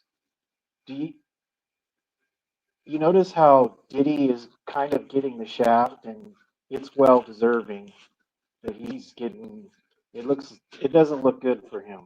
And it's well deserved. It looks like justice will fall out on him.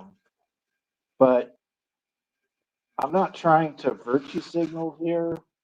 I really am not. I don't really care what your skin color is, but I see patternistically how if they do a bad crime, yes, they need to be punished. But I see black people always getting busted, high-profile black people. But Epstein, he's a white guy or an Ashkenazi Jew. We got a Prince Andrew that everybody knows about, and we're finding out Pam Bondi muttered out about how there's thousands of videos of little children. That's pretty shocking, and they can't just show us one. Take down one senator, take down one House representative. but a high profile person, because Diddy basically is doing the same things that it looks like Epstein did.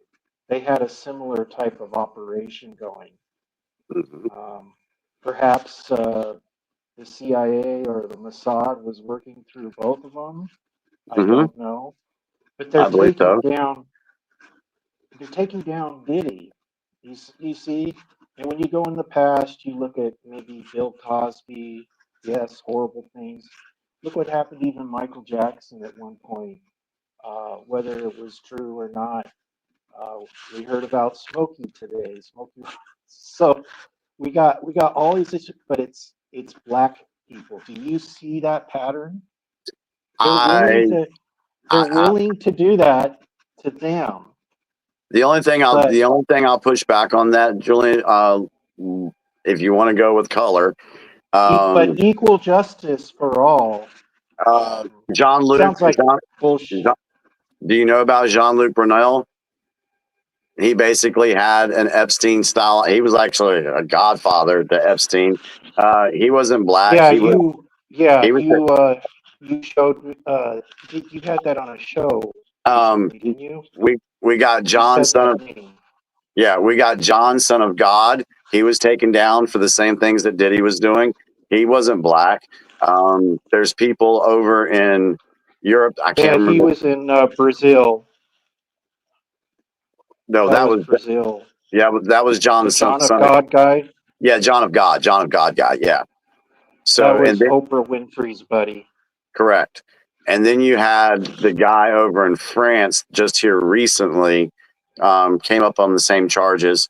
I can't remember his name off the top of my head, but I could easily find it. But he wasn't black. So I think that's... Well, okay, so you're trying to say there's a balance. I just see how things are opening up so easily on Diddy, and you know, people are up in arms. It's been going on for years, you know it, and the whole Epstein thing is they're keeping it tight and shut. They're not really. They're trying to get us to think other things about it. I hope you're right. There's some kind of a script that, or a punchline, or a twist at the end that will thrill the world or shock the world. I don't really understand the logic with this. I really don't. Well, that's fair. That's fair. I mean, well, that's deep state. You don't understand. Know. Huh? It's all control of the deep state. They're just operatives of the deep state. Yes. We've been told that for a long time. See, the way I look at it is there's two scripts. There isn't just one. And I'm open-minded to listen to it, but I just am shocked because Trump's all about children, supposedly. There's thousands of videos. They say they have it all concerning that, concerning election fraud, concerning all these different things. And now we're being told, oh, we got to get all the judge system cleaned up now. We got to do this, do that. 4 years go quickly, and you know what happened when Trump lost his attempt at second term. I will give you credit, though. I did see during the Biden residency, I did see in one of his, I think it was like the State of the Union address in the House, and there was no presidential seal on his podium. Yep. I didn't see that, so I will give you credit for that. It blew me away when I didn't see that. Let me ask you one question. Let me ask you one question. Go back to 2020. Go back to 2020 and compare it to now. Do we have more facts and evidence and truth about a lot of things that we didn't have in 2020? Sure we do. What's this? It keeps piling up. Okay, so we've had more truth come out, right?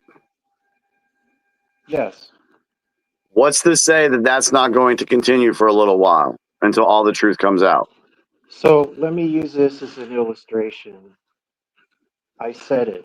Thousands and thousands of kids and little videotapes. If your kid was one of those kids, are you going to tell the audience, oh, we got to make sure this case is airtight? The evidence is already there. Can't they increment it? Can't they do it piece by piece? Take down one senator, one House representative, or these other high, powerful people, take them down. Take one and show the public, show we the people. I think we're seeing some of that now. It's just not maybe not that high profile person you want right now, but look at the operations over the last 3 weeks that the FBI has conducted, and shut down all these human trafficking rings over the last 3 weeks. Yeah. I literally think we're seeing something beginning to happen with Diddy, but I'm like, well, geez, Prince Andrew's been running around for a long time, and everybody knows that story. Plus, let me ask you. I just had a thought. What would grab people's attention more, a case against Diddy or a case against some random senator?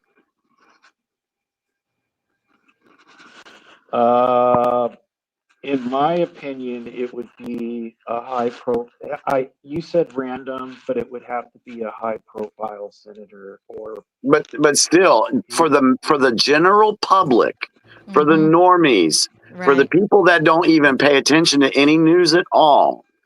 Okay, well, news comes out. I guess I'm running in the wrong crowds because a lot of people don't care about Diddy.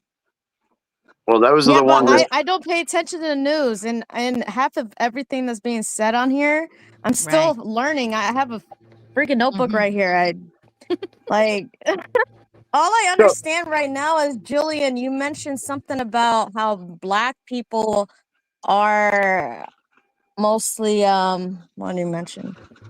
Something about he's basically saying that it looks like the Black folks are being targeted for these operations more than white folks. Basically, in a sense, that's what he said. Correct?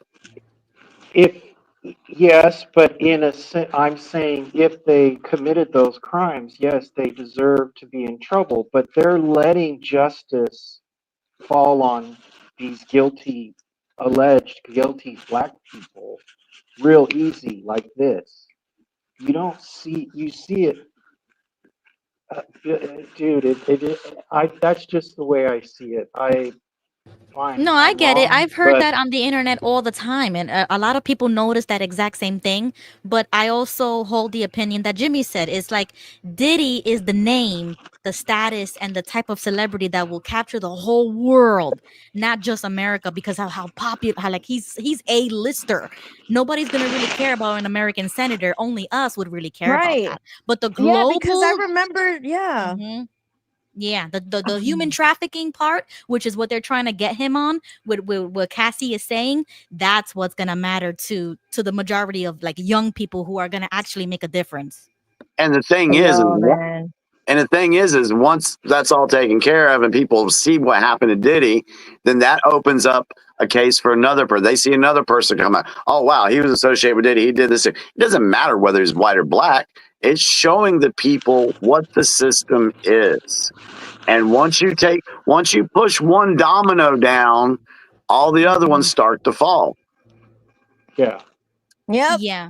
But really quickly, just really quickly, I am Team Julian and Team Jimmy, because I don't really believe the Q stuff and the script stuff. I entertain it because I respect it, but I am more Team Julian because I'm only looking at this from the outside. I have no affiliation to those. I don't want to be. I'm sorry. Go ahead. Well, just to finish it off, it's like I am type Julian. Like, what the heck is going on? And then Jimmy is just the only other person that has a theory to present, and that's what I appreciate from Jimmy's perspective. But as a former normie, I would be just like Julian. Why are we not seeing arrest? Why are we not seeing this X, Y, and Z? Because I am just looking with my 2 eyes and listening with my 2 ears. And when something doesn't make sense, I throw it away. I'm like, nope, that's a lie. It's fake. I don't trust the government. I am anti-Fed, anti-government. I don't believe nothing I see on TV. So if the TV's saying it, the very first thing that comes into my mind is that's a lie. That's fake. And then I have to prove it to myself. So that's how my brain kind of works. And that's why when I speak to Jimmy, it makes sense right now. Like, boom, I believe it. And then I work my way around like, okay, well, let me see if I actually do. You know what I'm saying? You go through a mental process of it, but I don't believe nothing that comes off the TV. Right. Yep. And I have the same exact view. And I can actually see how Jimmy, when he says a script, and I go, well, okay, there's 2 scripts. There's this script that the Black Hats run heavily through MSM and TV, Hollywood, all that. And right now, if you look at things, the numbers are dwindling. They're going down. These numbers are going to a more white hat influenced side.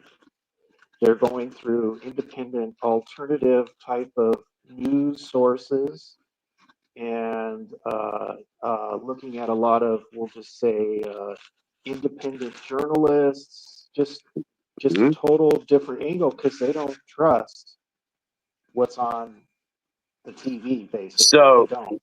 So one of the I do see that shift. So let me ask you this: would you say, and for everybody can comment on this? Would you say that you're getting more correct news? I guess you could say correct or accurate or whatever. Are you getting that from the mainstream media, or are you getting it from the digital battlefield? Digital battlefield.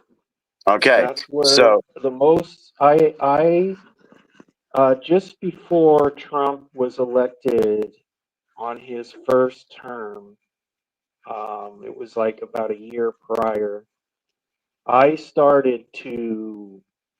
wait a minute, something isn't working here, and I started to look elsewhere. And the information that I have received has been spot on and accurate for the most part. The only thing is I don't see the New World Order being turned over. I don't see some of these great things occurring yet. I just, and that's fair. Like I said, everybody's on a different level of this journey. Everybody's different. I'll come back to that in a second, but I did want to comment on this. When I asked the question, are you getting better news from the mainstream media? Or are you getting it from the digital battlefield? The majority of everybody just said digital battlefield. And I want to make this last point on this. On the Q post, it did say, talking to the Anons, it said, "We are the news now. You are the news now." So for all of those folks that became digital soldiers and started putting information, they are the ones that created the alternative side of this digital battlefield, where people just admitted that they're getting better news from. Yeah. Can I make a comment? I have a friend who's the chief of police in Boston, Massachusetts, and he was mad about the Patel and Bongino's saying about Epstein. This is what he said, and I thought it was good. He put some great posts on Facebook. He said Bondi, Kash Patel, and Bondino, they're all talking a big game and no one's delivering anything. And he was pretty mad about it. He said, no one's arrested, no one's going to jail, no one's accountable. Call me Latika James and Pelosi and January 6th squad. are not held accountable. So he said he's sick of them talking. He wants to see them deliver. So, and this is from the chief of police in Boston, Massachusetts. That's exactly how I feel, and I'm going, great. Trump picked some real shitty people to work for him, and we already saw that in the past on his first term. So I don't know if there's going to be some people removed or what, but my whole thing is time. My thing is time. I saw him his first 4 years, and literally Biden, he took everything that he made great about the country and everything that was great. He dismantled everything, and that is liable to happen again after Trump's term now. And 4 years goes real quick, real quick. Well, if you take down their system, and that includes 4 years, Jimmy. But hey, he did a lot of stuff behind the scenes under the Biden administration. A lot of stuff was done. Yeah. And you got to set it up in a way to where some of these things go to court, like the birthright citizenship thing, the border stuff, the immigrants, the due process. You get that all to the courts, and you have a court that actually upholds the Constitution. Then you put these laws into place to where another administration could not come in and just reverse everything. No, and it's going to take time. I mean, look, he just started, and it's going to take a long time. And he's working tirelessly, Trump. He really is. He's doing an awful lot behind the scenes. And people, we need to give him a break. But one thing I'm watching, because I still have faith in Trump, I'm not too happy with Patel, Bondi, and that. I think, as even with the JFK, they're all liars.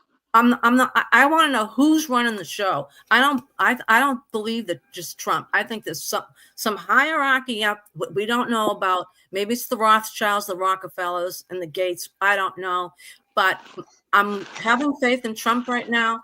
But I don't think anything's going to come about with Epstein, because I think there's too many high powerful people. Players. Well, you must remember that Bongino and Cash Patel, they said they read the files, but there was no videotape of the execution or the suicide. So those files were written by men. Mm-hmm. And are those reports fudged, lied? Mm-hmm. Are they just reading lies? Yeah, I mean, for example, you can do the FOIA request, Freedom of Information Act, and when they were investigating James Comey, they could not find anything in the FOIA records, the FOIA search engine for Comey. So you know what they did? They typed in Corny, CORNY, because it looks like Comey. Huh. So once they started to do the search on Corny, then all the information about him started showing up. So they can doctor things to make it look the way they want it to look to the public. Well, look at the girl that they supposedly committed suicide. I forgot her name. I'm sorry, I forgot her name. Yeah, Virginia. Her husband beat the crap out of her. And did you know he was a plant? Nope. I Yeah. didn't know that. Geoffrey? You're talking about Geoffrey? Yeah. Yes. Yeah, he used to beat the crap out of her. And they're still investigating and researching what happened with that whole situation. But I don't trust any of them. I don't trust any of them. The only thing I can say to everybody is I know that there's a lot of people that feel like Julian. I can appreciate that. I understand it. I mean, if you think about it, we were all associated with Jehovah's Witnesses, and we all woke up from that. But if you woke up from the Watchtower, 10 years ago, someone would have said something to you about Watchtower, and you would have brushed it off. No, I don't believe it. I don't see it. I don't do that. And then 5-10 years later, you see something, all like, wow. And then you're like, wow, that person 10 years ago was trying to tell me this stuff. Mm-hmm. And then we've done the same thing. As XJWs, we've tried to talk to our family or somebody that's still in, and they don't want to believe us. So I can't, and it's because of that. Everybody's on a different level of this journey, different path. So that's how I look at this stuff, because I know there's people that are like, I want to see arrests. I want to see this, blah, blah, blah. Nothing's going to happen, blah, blah, blah. No, the 607 is real. You know, I believe in the 1914 doctrine. And then as years go by, it's all of a sudden, damn, okay, yeah, I can see what he was talking about there. That's where I'm at. That's just where I'm at. So Well, this is what Cash Patel said. He said, well, I mean, listen, they have a right to their opinion. Those are the MAGA people. But as someone who has worked as a public defender, as a prosecutor, who's been in that prison system, who's been in the Metropolitan Detention Center, who's been in segregated housing, you know a suicide when you see one. And that was a suicide. That's what I know what he said. I know what he said. I'm just not buying it. He literally, he's got a lot of gall to be lying to the public if he knows the real truth about that. And there's a part of me that I don't really put my full trust in Pam Bondi, Dan Bongino, and Cash Patel. I don't either. Because I've seen some pictures of Cash Patel before, 10, 15 years ago. They look a little different. Just saying. I don't put my trust in them, these guys. I hope they do the right job. I hope they do but we don't know what part they're really playing. No. So that's why I'm like, I don't buy this. I don't buy it one bit. Right. Oh, well, and we don't even know if they're being threatened too. You don't know how powerful these people are involved with Epstein. I'm sure they're pretty powerful, a lot of them, because there's a royal that they won't divulge who this royal person is. It's not Prince Andrew, it's somebody else. So, we don't know if they're getting threats and stuff and getting pushed back not to let the public know. We don't know. These powerful people, they're protecting those people and not the victims, not the victims. Exactly. It's complete wickedness. And I just I don't trust them. It might sound like I do, but when I look at a Bongino and a Patel, I go, the good guys. Yeah. You're like the good guys, but I'm like, nope, nope, they're not. I used to do that too, and I had to get rid of that mentality as well. I was like, not even the good guy, the so-called good guys are good guys. If it's not me, myself, looking at the file, or me, myself, in that position, I will never take their word for it ever again. Well, you could trust, but verify. And this is, and basically what we're saying here not only applies to the political side of things, but also the monetary system. We've just accepted that monetary system. Hell no. We've just accepted it all these years. Now that we know about it, then like that video was saying, we can do something about it. We can support those who want to get rid of that banking system. Well, I think we didn't know that we were slaves. Oh, sorry. It's great that we're finding out about these things. I've been well aware of the financial system and how corrupt it is for quite a while. And all I can say about that is I think you guys will agree it takes a great leader, a spearhead of this change to really cause that. And our guy is Donald Trump right now. And he's really got to get to work on this. I did get very intrigued by the External Revenue Service concept. I would love to see that happen, but you got to destroy the IRS to do that. You got to get rid of the Federal Reserve. Let's do it. Let's do it. Full force. Let's do it. and Trump's already put the narrative out there about doing that. Right. He's been saying that for hell. He told us all in 2015 in that speech. And Do y'all remember that speech he gave? No. What was it? Was the one that he says they're rapists and murderers? That speech? It was. I think you know what, that might be a good way to close out the show tonight. Yeah, because Okay, it would what kind kind it of would speech was because it would kind of tie up the 16-year plan, the Federal Reserve stuff, everything we've talked about. He told us Mhm. back in October of 2016. Ruby, go to YouTube Mhm. and type in this video will get Trump elected. Oh yeah, we watched that already. Yep. Okay. Yeah, but for the ones that haven't seen it, and when you're watching this, it's like 5 minutes long. When you're watching this, think about everything we talked about tonight. Think about what you've seen with your own eyes and your own ears, or heard with your own ears in the news over the last 8-9 years, Mm-hmm. and tell me this man wasn't on point back then. Our movement is about replacing a failed and corrupt political establishment with a new government controlled by you, the American people. The Washington establishment and the financial and media corporations that fund it exist for only one reason: to protect and enrich itself. The establishment has trillions of dollars at stake in this election. For those who control the levers of power in Washington and for the global special interests, they partner with these people that don't have your good in mind.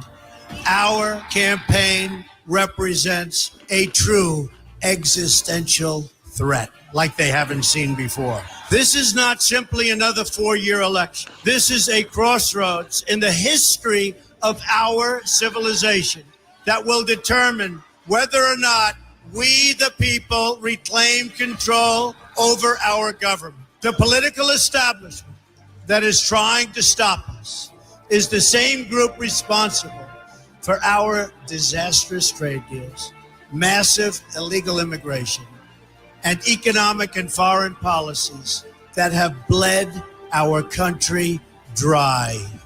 The political establishment has brought about the destruction of our factories and our jobs as they flee to Mexico, China, and other countries all around the world.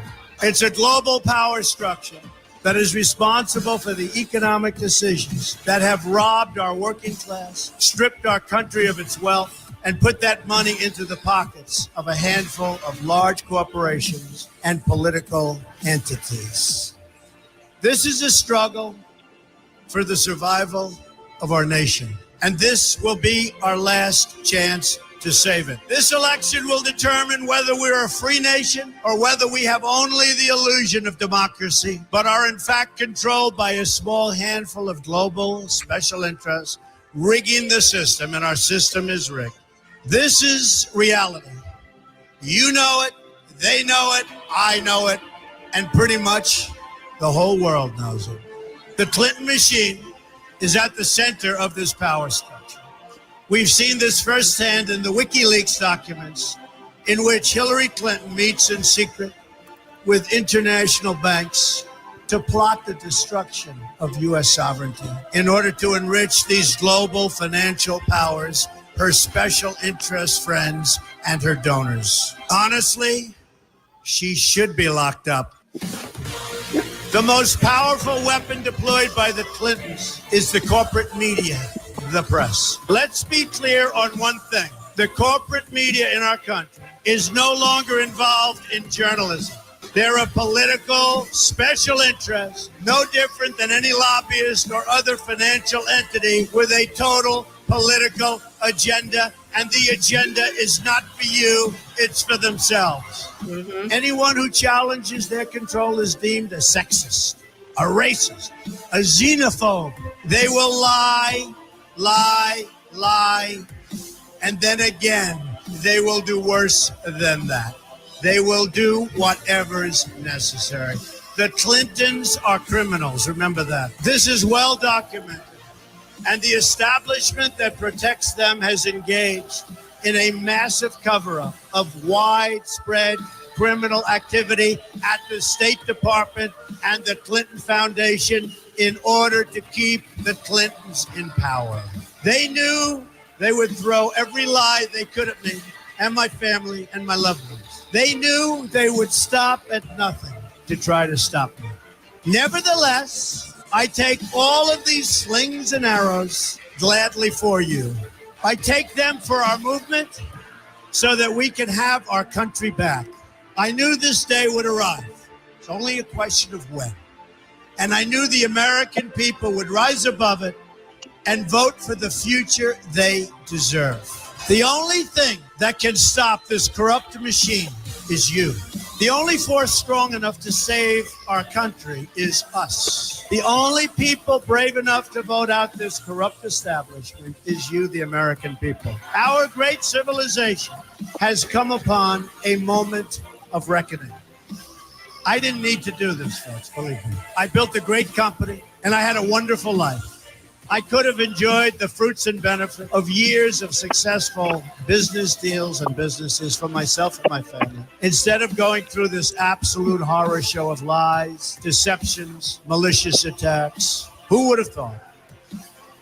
I'm doing it because this country has given me so much, and I feel so strongly that it's my turn to give back to the country that I love.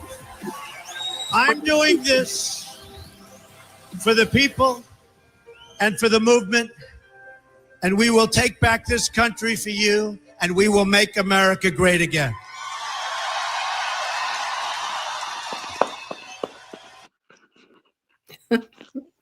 October of 2016.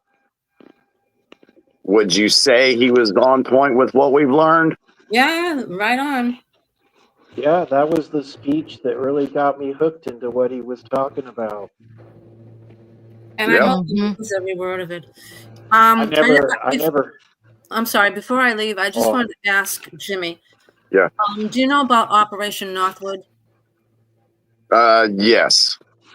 You should talk about that because they were actually going to bomb American people and a pretext war, then saying that Cuba was bombed. It was Cuba. Instead, it was our own damn government that was going to bomb Americans. So if that doesn't resonate with anybody about how corrupt this, they don't care about the American people. I hope Trump does. I want to believe Trump so bad. But you know, if you watch Operation Northwood, it's just going to blow your mind. It's a very interesting situation there. It's another reason why JFK got shot. Yes, exactly. I was just going to say that. Thank you. I agree with that. We want to do final comments because it's getting late. Yeah, yes. Good. Thank you for the show. It was good. Yes, thank you so much. Thank you for sharing. That was good. Thank you. Well, let's hope Trump keeps up the good work. And you know what? I pray for Trump. I do. I pray for him all the time.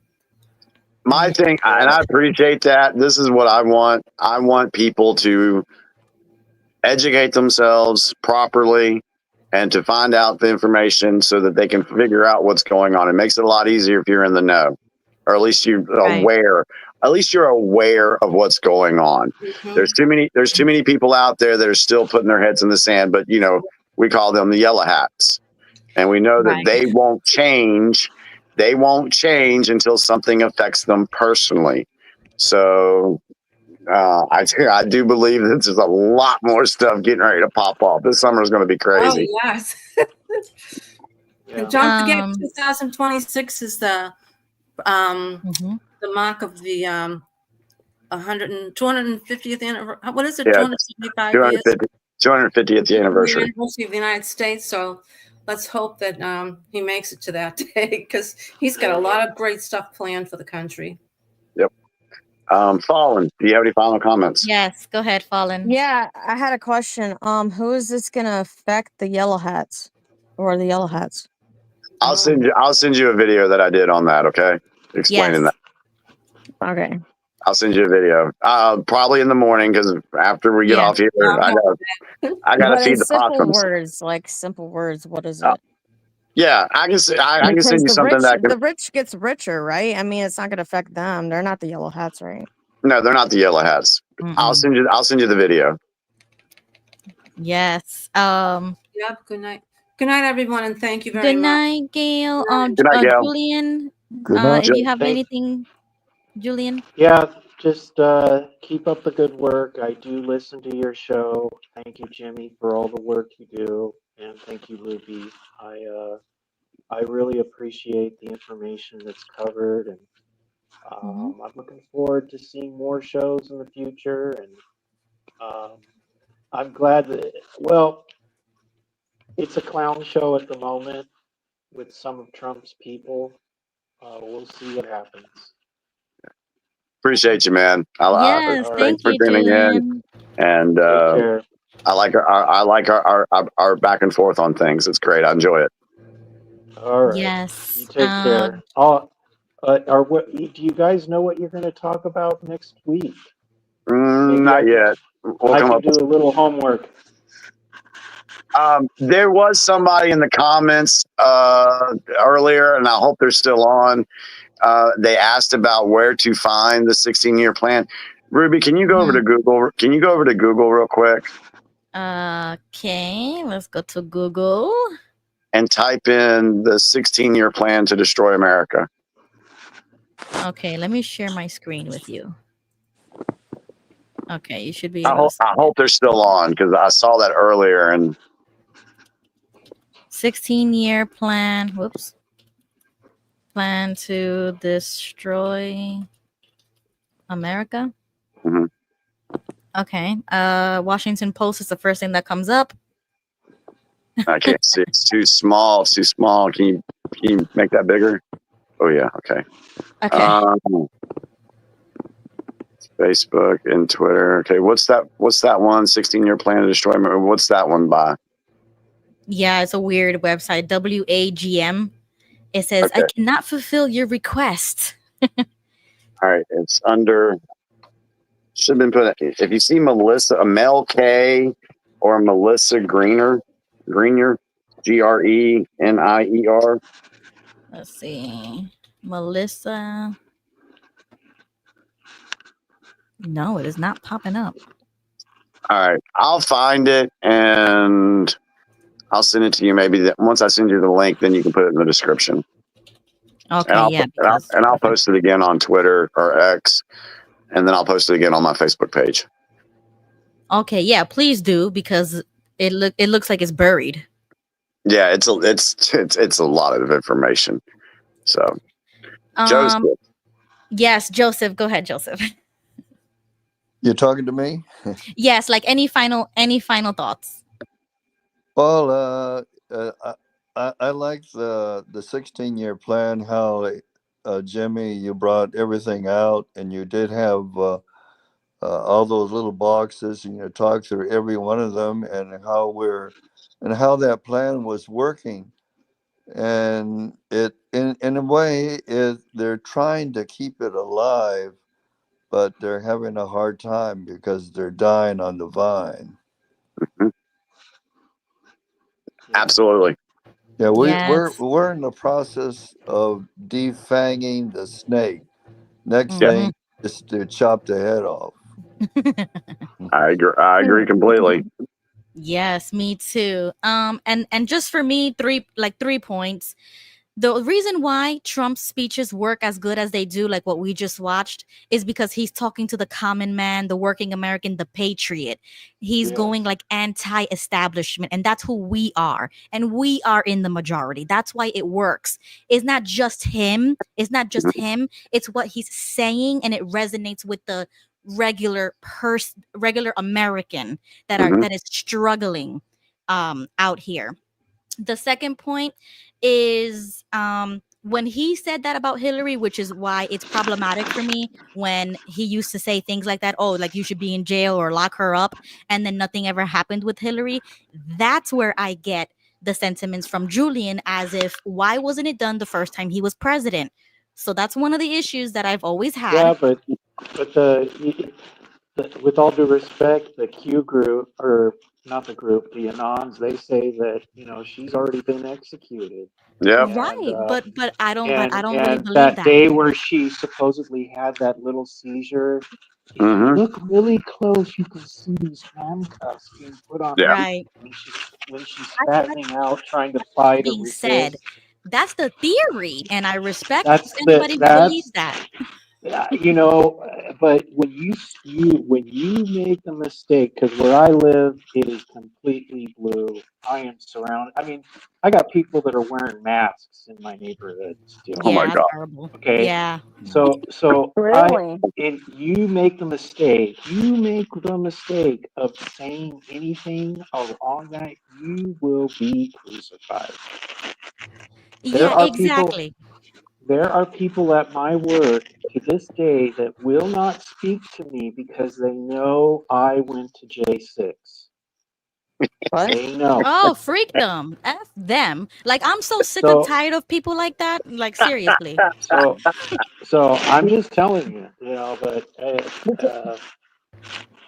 all the power to you guys. I enjoy your show. Just keep doing it. No, thank you. No, that's okay. I appreciate that. But like Steen said that when Trump was asked that question, he said it would not be good for the country. But you see, he just said in that speech that they were criminals. He put out all those accusations, but then you don't see any fruit of that. You know what I'm saying? So I'm Yes. I'm just I'm just pointing that out because people want to say like, oh, I contradict myself or I'm biased. No, I point out what I have a problem with. And the last point is that for everybody who's also watching, and Well, even for the haters.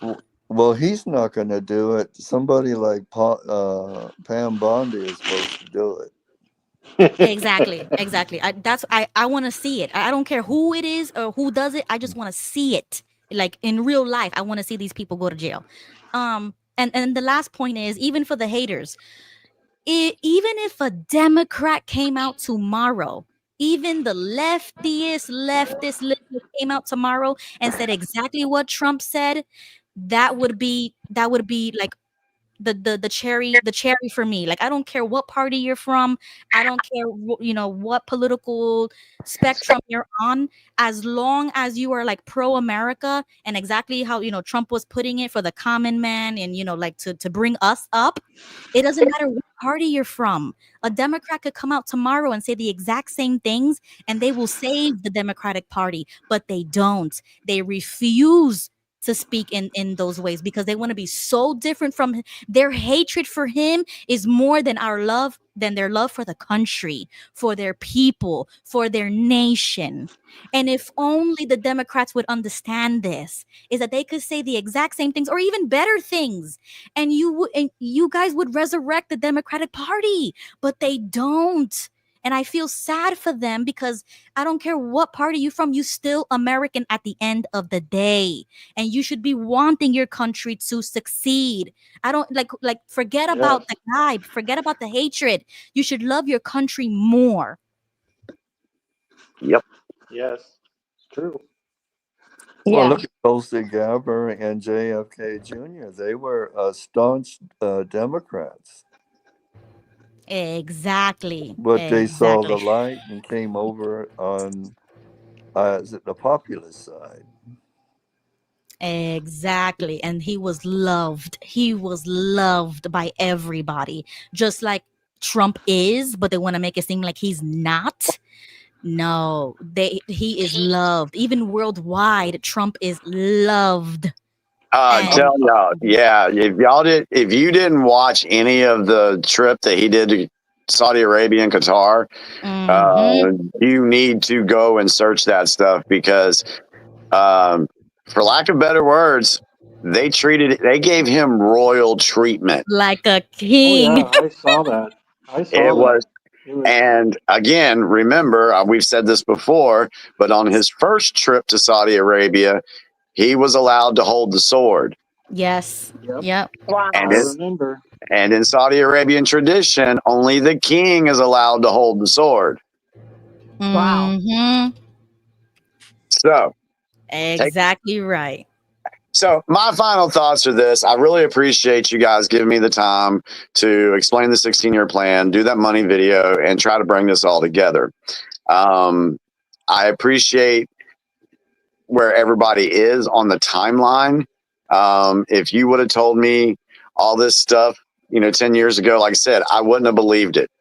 I see a lot of things happening because I, spend a lot of time on the freaking phone at night. But there's a lot going on. I listen to several reports a day so that I can keep up with this stuff, so that I can bring that information out to you guys so you can go and look for it yourselves. That's the biggest thing. I don't want people just believing what I say. I don't want to be a governing body member to say this, and y'all got to believe. No, I want folks to take this information, go look it up for themselves, learn how to distinguish whether this site is propaganda or not. And that's very, very important. And educate yourselves, because the more we know about what their plan was, if we know what they're going to do to us or want to do to us, then we can fight. We know what we need to do. Right. We could prepare ourselves. And that's why I do see there is a changing of the tide here in America. I'm not stressed one bit about where we're going. I'm actually just sitting back and watching this movie and eating my popcorn. I know that sounds so cliche, but that's just the point that I'm at right now. Others haven't gotten there yet. Some may never get there, and that's fine. But I feel safe. I feel fine. I feel fine. I don't feel anxious. I think there's going to be a huge change, not just here in America, but throughout the world. I firmly believe it's going to happen because I see things happening every day leading to that. Right, exactly. There's lots of signs and symbols that we have to open our eyes to. And now that my eyes are a little open to that, I see it too. It just comes with time. You just have to be patient and just watch and listen. And folks need to remember that this system, it just didn't get put in place in 1913. That's when it got its legs and started running. But this system has been put in place and it has been entrenched. Firm grip on the world. And if you think that this is only going to be done away with in 2 years or 4 years, and this goes back to, 2016, it takes a little while to root that out. Yeah. It's like a house full of termites. Putting out one trap is not going to solve the problem that you have. You got to fog your whole damn house. and then that way you have a clean house. That's what needs to happen here, and it's been happening. So anyway, but thank you to everybody that tunes in and watches us. We really, I appreciate you guys. I enjoy doing it. Yes. Thank you to everybody who joined. Gigi, Gail, Joseph, Fallen, Julian, Jimmy. Because if it wasn't for Jimmy, I would have been watching X-Men all night. Living my best life. Not a care in the world. Yo, I totally forgot. It was Tuesday. I am so sorry, guys. Like, I want to punch myself. Like, that's so embarrassing. Because how long I've been doing this show and I forget that I have a show on Tuesday nights? Like, what is that? So, I am so sorry, guys. But at least we have an adult in the room and an adult that keeps track of me. Like Jimmy. Because not even Tony called me. Nobody called me today. It was just Jimmy. So I thank God. you. Thank God for Jimmy. And most of this information is coming from Jimmy, and then all of the conspiracy, offensive stuff comes from me. But if it wasn't for Jimmy, you'll just be listening to some retard in Florida all night. You know what I'm saying? Like, it would just be me just spewing all this information with nothing to back it up. And I'm okay with that. But I love how Jimmy kind of brings the receipts, and then I'm like, yes, let Jimmy cook. Keep cooking, Jimmy. And that's why I love a guy like Jimmy. So thank God that Jimmy is still here. I appreciate it, Ruby. Thank you. Yeah. And like I said, this has been my goal, is just to learn what take those years, learn what I needed to learn, and then fulfill my duty to get this information out. That's what a digital soldier is all about. Getting information out to the public. We are the news. We are the news now. Exactly. And hopefully we will see the fruit of all this labor being done now. So by the time I'm Jimmy's age, by the time I'm almost 50 something, we're still going to be, well, hopefully we're still going to be here saying, yo, remember what we were talking about in 2025? You know what I'm saying?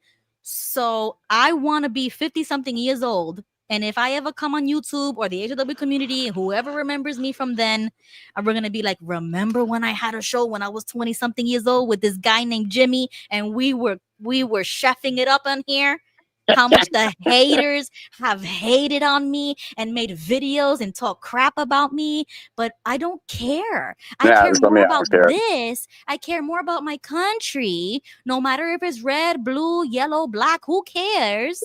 I care more about this than anything else. And if I know we keep saying last comment, but we talk about the future generations. Go back to the video we watched. You saw the cycle, the perpetual cycle. Do you want your children and grandchildren and future generations to be subjected to that cycle? No, absolutely not. And if the answer is no, then what are you personally, not you, Ruby, I'm just in general, what are you personally going to do about it? Right. And there's things that you can do. I have to make more money. Exactly. So that I can put my son into some kind of a private school system. That's what I think about my little baby. Yeah. Congratulations again on the little baby. Here's the thing too. We're doing this because we are fighting for all the little babies like you have, Marcus. That's why we do this. Because we don't want future generations to be subjected to the slavery that we have all been subjected to. Right. Bondi said little kids. She said little kids. That should be really shocking the world right now. I'm gonna tell you, there's gonna be more stuff that comes out about this stuff, because it is gonna be the children that unites everybody. You guys, I put this out the other day. I said a lot of people want to know the truth or this or that, but we go back to the movie, and I'll just reword it. But can you handle the full truth of the scale of evil that these people have conducted? You might say you can, but I want you to seriously think about that. No. Can you handle that truth? No. No. No. I'm mind boggled right now. I can't even speak.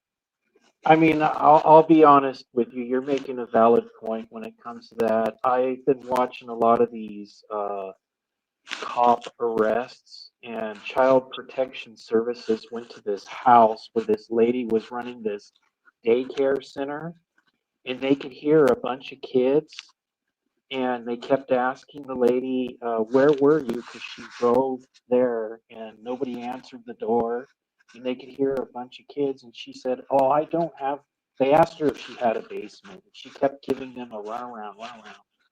And it wasn't until this one officer found a basement, and down in the basement was 25 little kids. And there was these two women that had a criminal record babysitting them. And their criminal record was child abuse. And families were bringing kids there, and they were hiding them because there was a limit. And who knows what else was going on. But the point is, I got so disturbed. And I got a little shook up because I have a little baby, and I'm sitting there going, what the hell? And this lady's literally lying to the authorities' face. Yeah. And misleading everybody, and the type of people that she hired to watch those kids, all of them actually, even her, they all had a rap sheet. of crimes against children. Yeah. It was unbelievable. And so, yeah, you're right. It would make people probably very sick if they let it out, but they have to. Well, according to the Q post, and I'm just going to refer to what's been said, the public will not get 100% everything. They just won't be able to handle it. But the percentage that they will get will be enough to change everything. So we're not getting 100% though.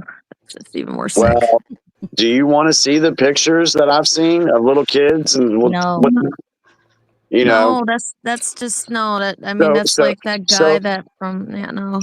So that's the reason why I say, I know people say, well, I want 100% of the truth. Really? Really? Do you really? Yes, I take that back, Jimmy, because I remember telling you that a few months ago. So I take it back. So it's like a scary movie. I can't watch horror movies. Like I just can't. Exactly. I've already watched Jeffrey Dahmer. That was hard. That was really hard to watch. It's just like that, but with kids, and that's why majority of us can't handle it. But you see, this is good that we talk about it, because at least Jimmy and I, we practice what we preach. Like I homeschool my kids. Jimmy does his own political stuff in real life. Like he was also there at J6. He talks about this stuff on the internet. You know what I'm saying?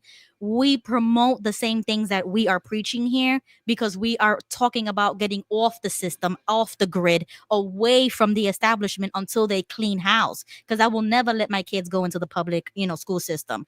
I would never do, certain things that other people may not have a problem with because they just don't know about it.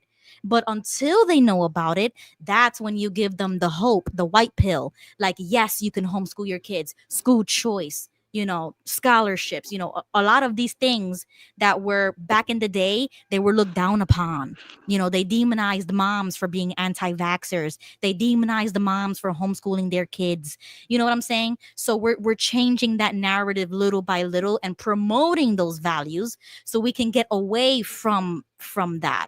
You know what I'm saying? So this is really good that it's coming out.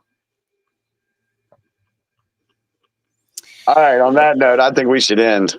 Yes. All right. So thank you, everybody. I'm going to play the outro now. So don't forget I should tell myself this. Don't forget, Ruby, that next Tuesday at 9 p.m., you have a show to do. I texted you too, by the way, on Facebook. I know. I didn't even have my phone. I had nothing. I'm telling you, I was living my best life, watching X-Men all day long, eating Spanish food. I had some Dominican rice and beans. I had pork. And my phone is going off. All right, guys. Love you guys. Thank you so much for joining. Good night, everyone. Next Tuesday at 9 p.m. Thank you, Jimmy. Good night, everybody. Thank you. Trump, yeah. Okay, bury him a legend. Yeah, Trump, hey. Okay, America's biggest blessing. Free speech advocate, packing, never lacking it. I just bought another gun and ain't nobody taking it. Gang. Okay, the White House going crazy now. MAGA season, tell them liberals they can't break us down. It's up. They know we run it, best believe it now. About to paint the city red, please don't burn it down. Gang,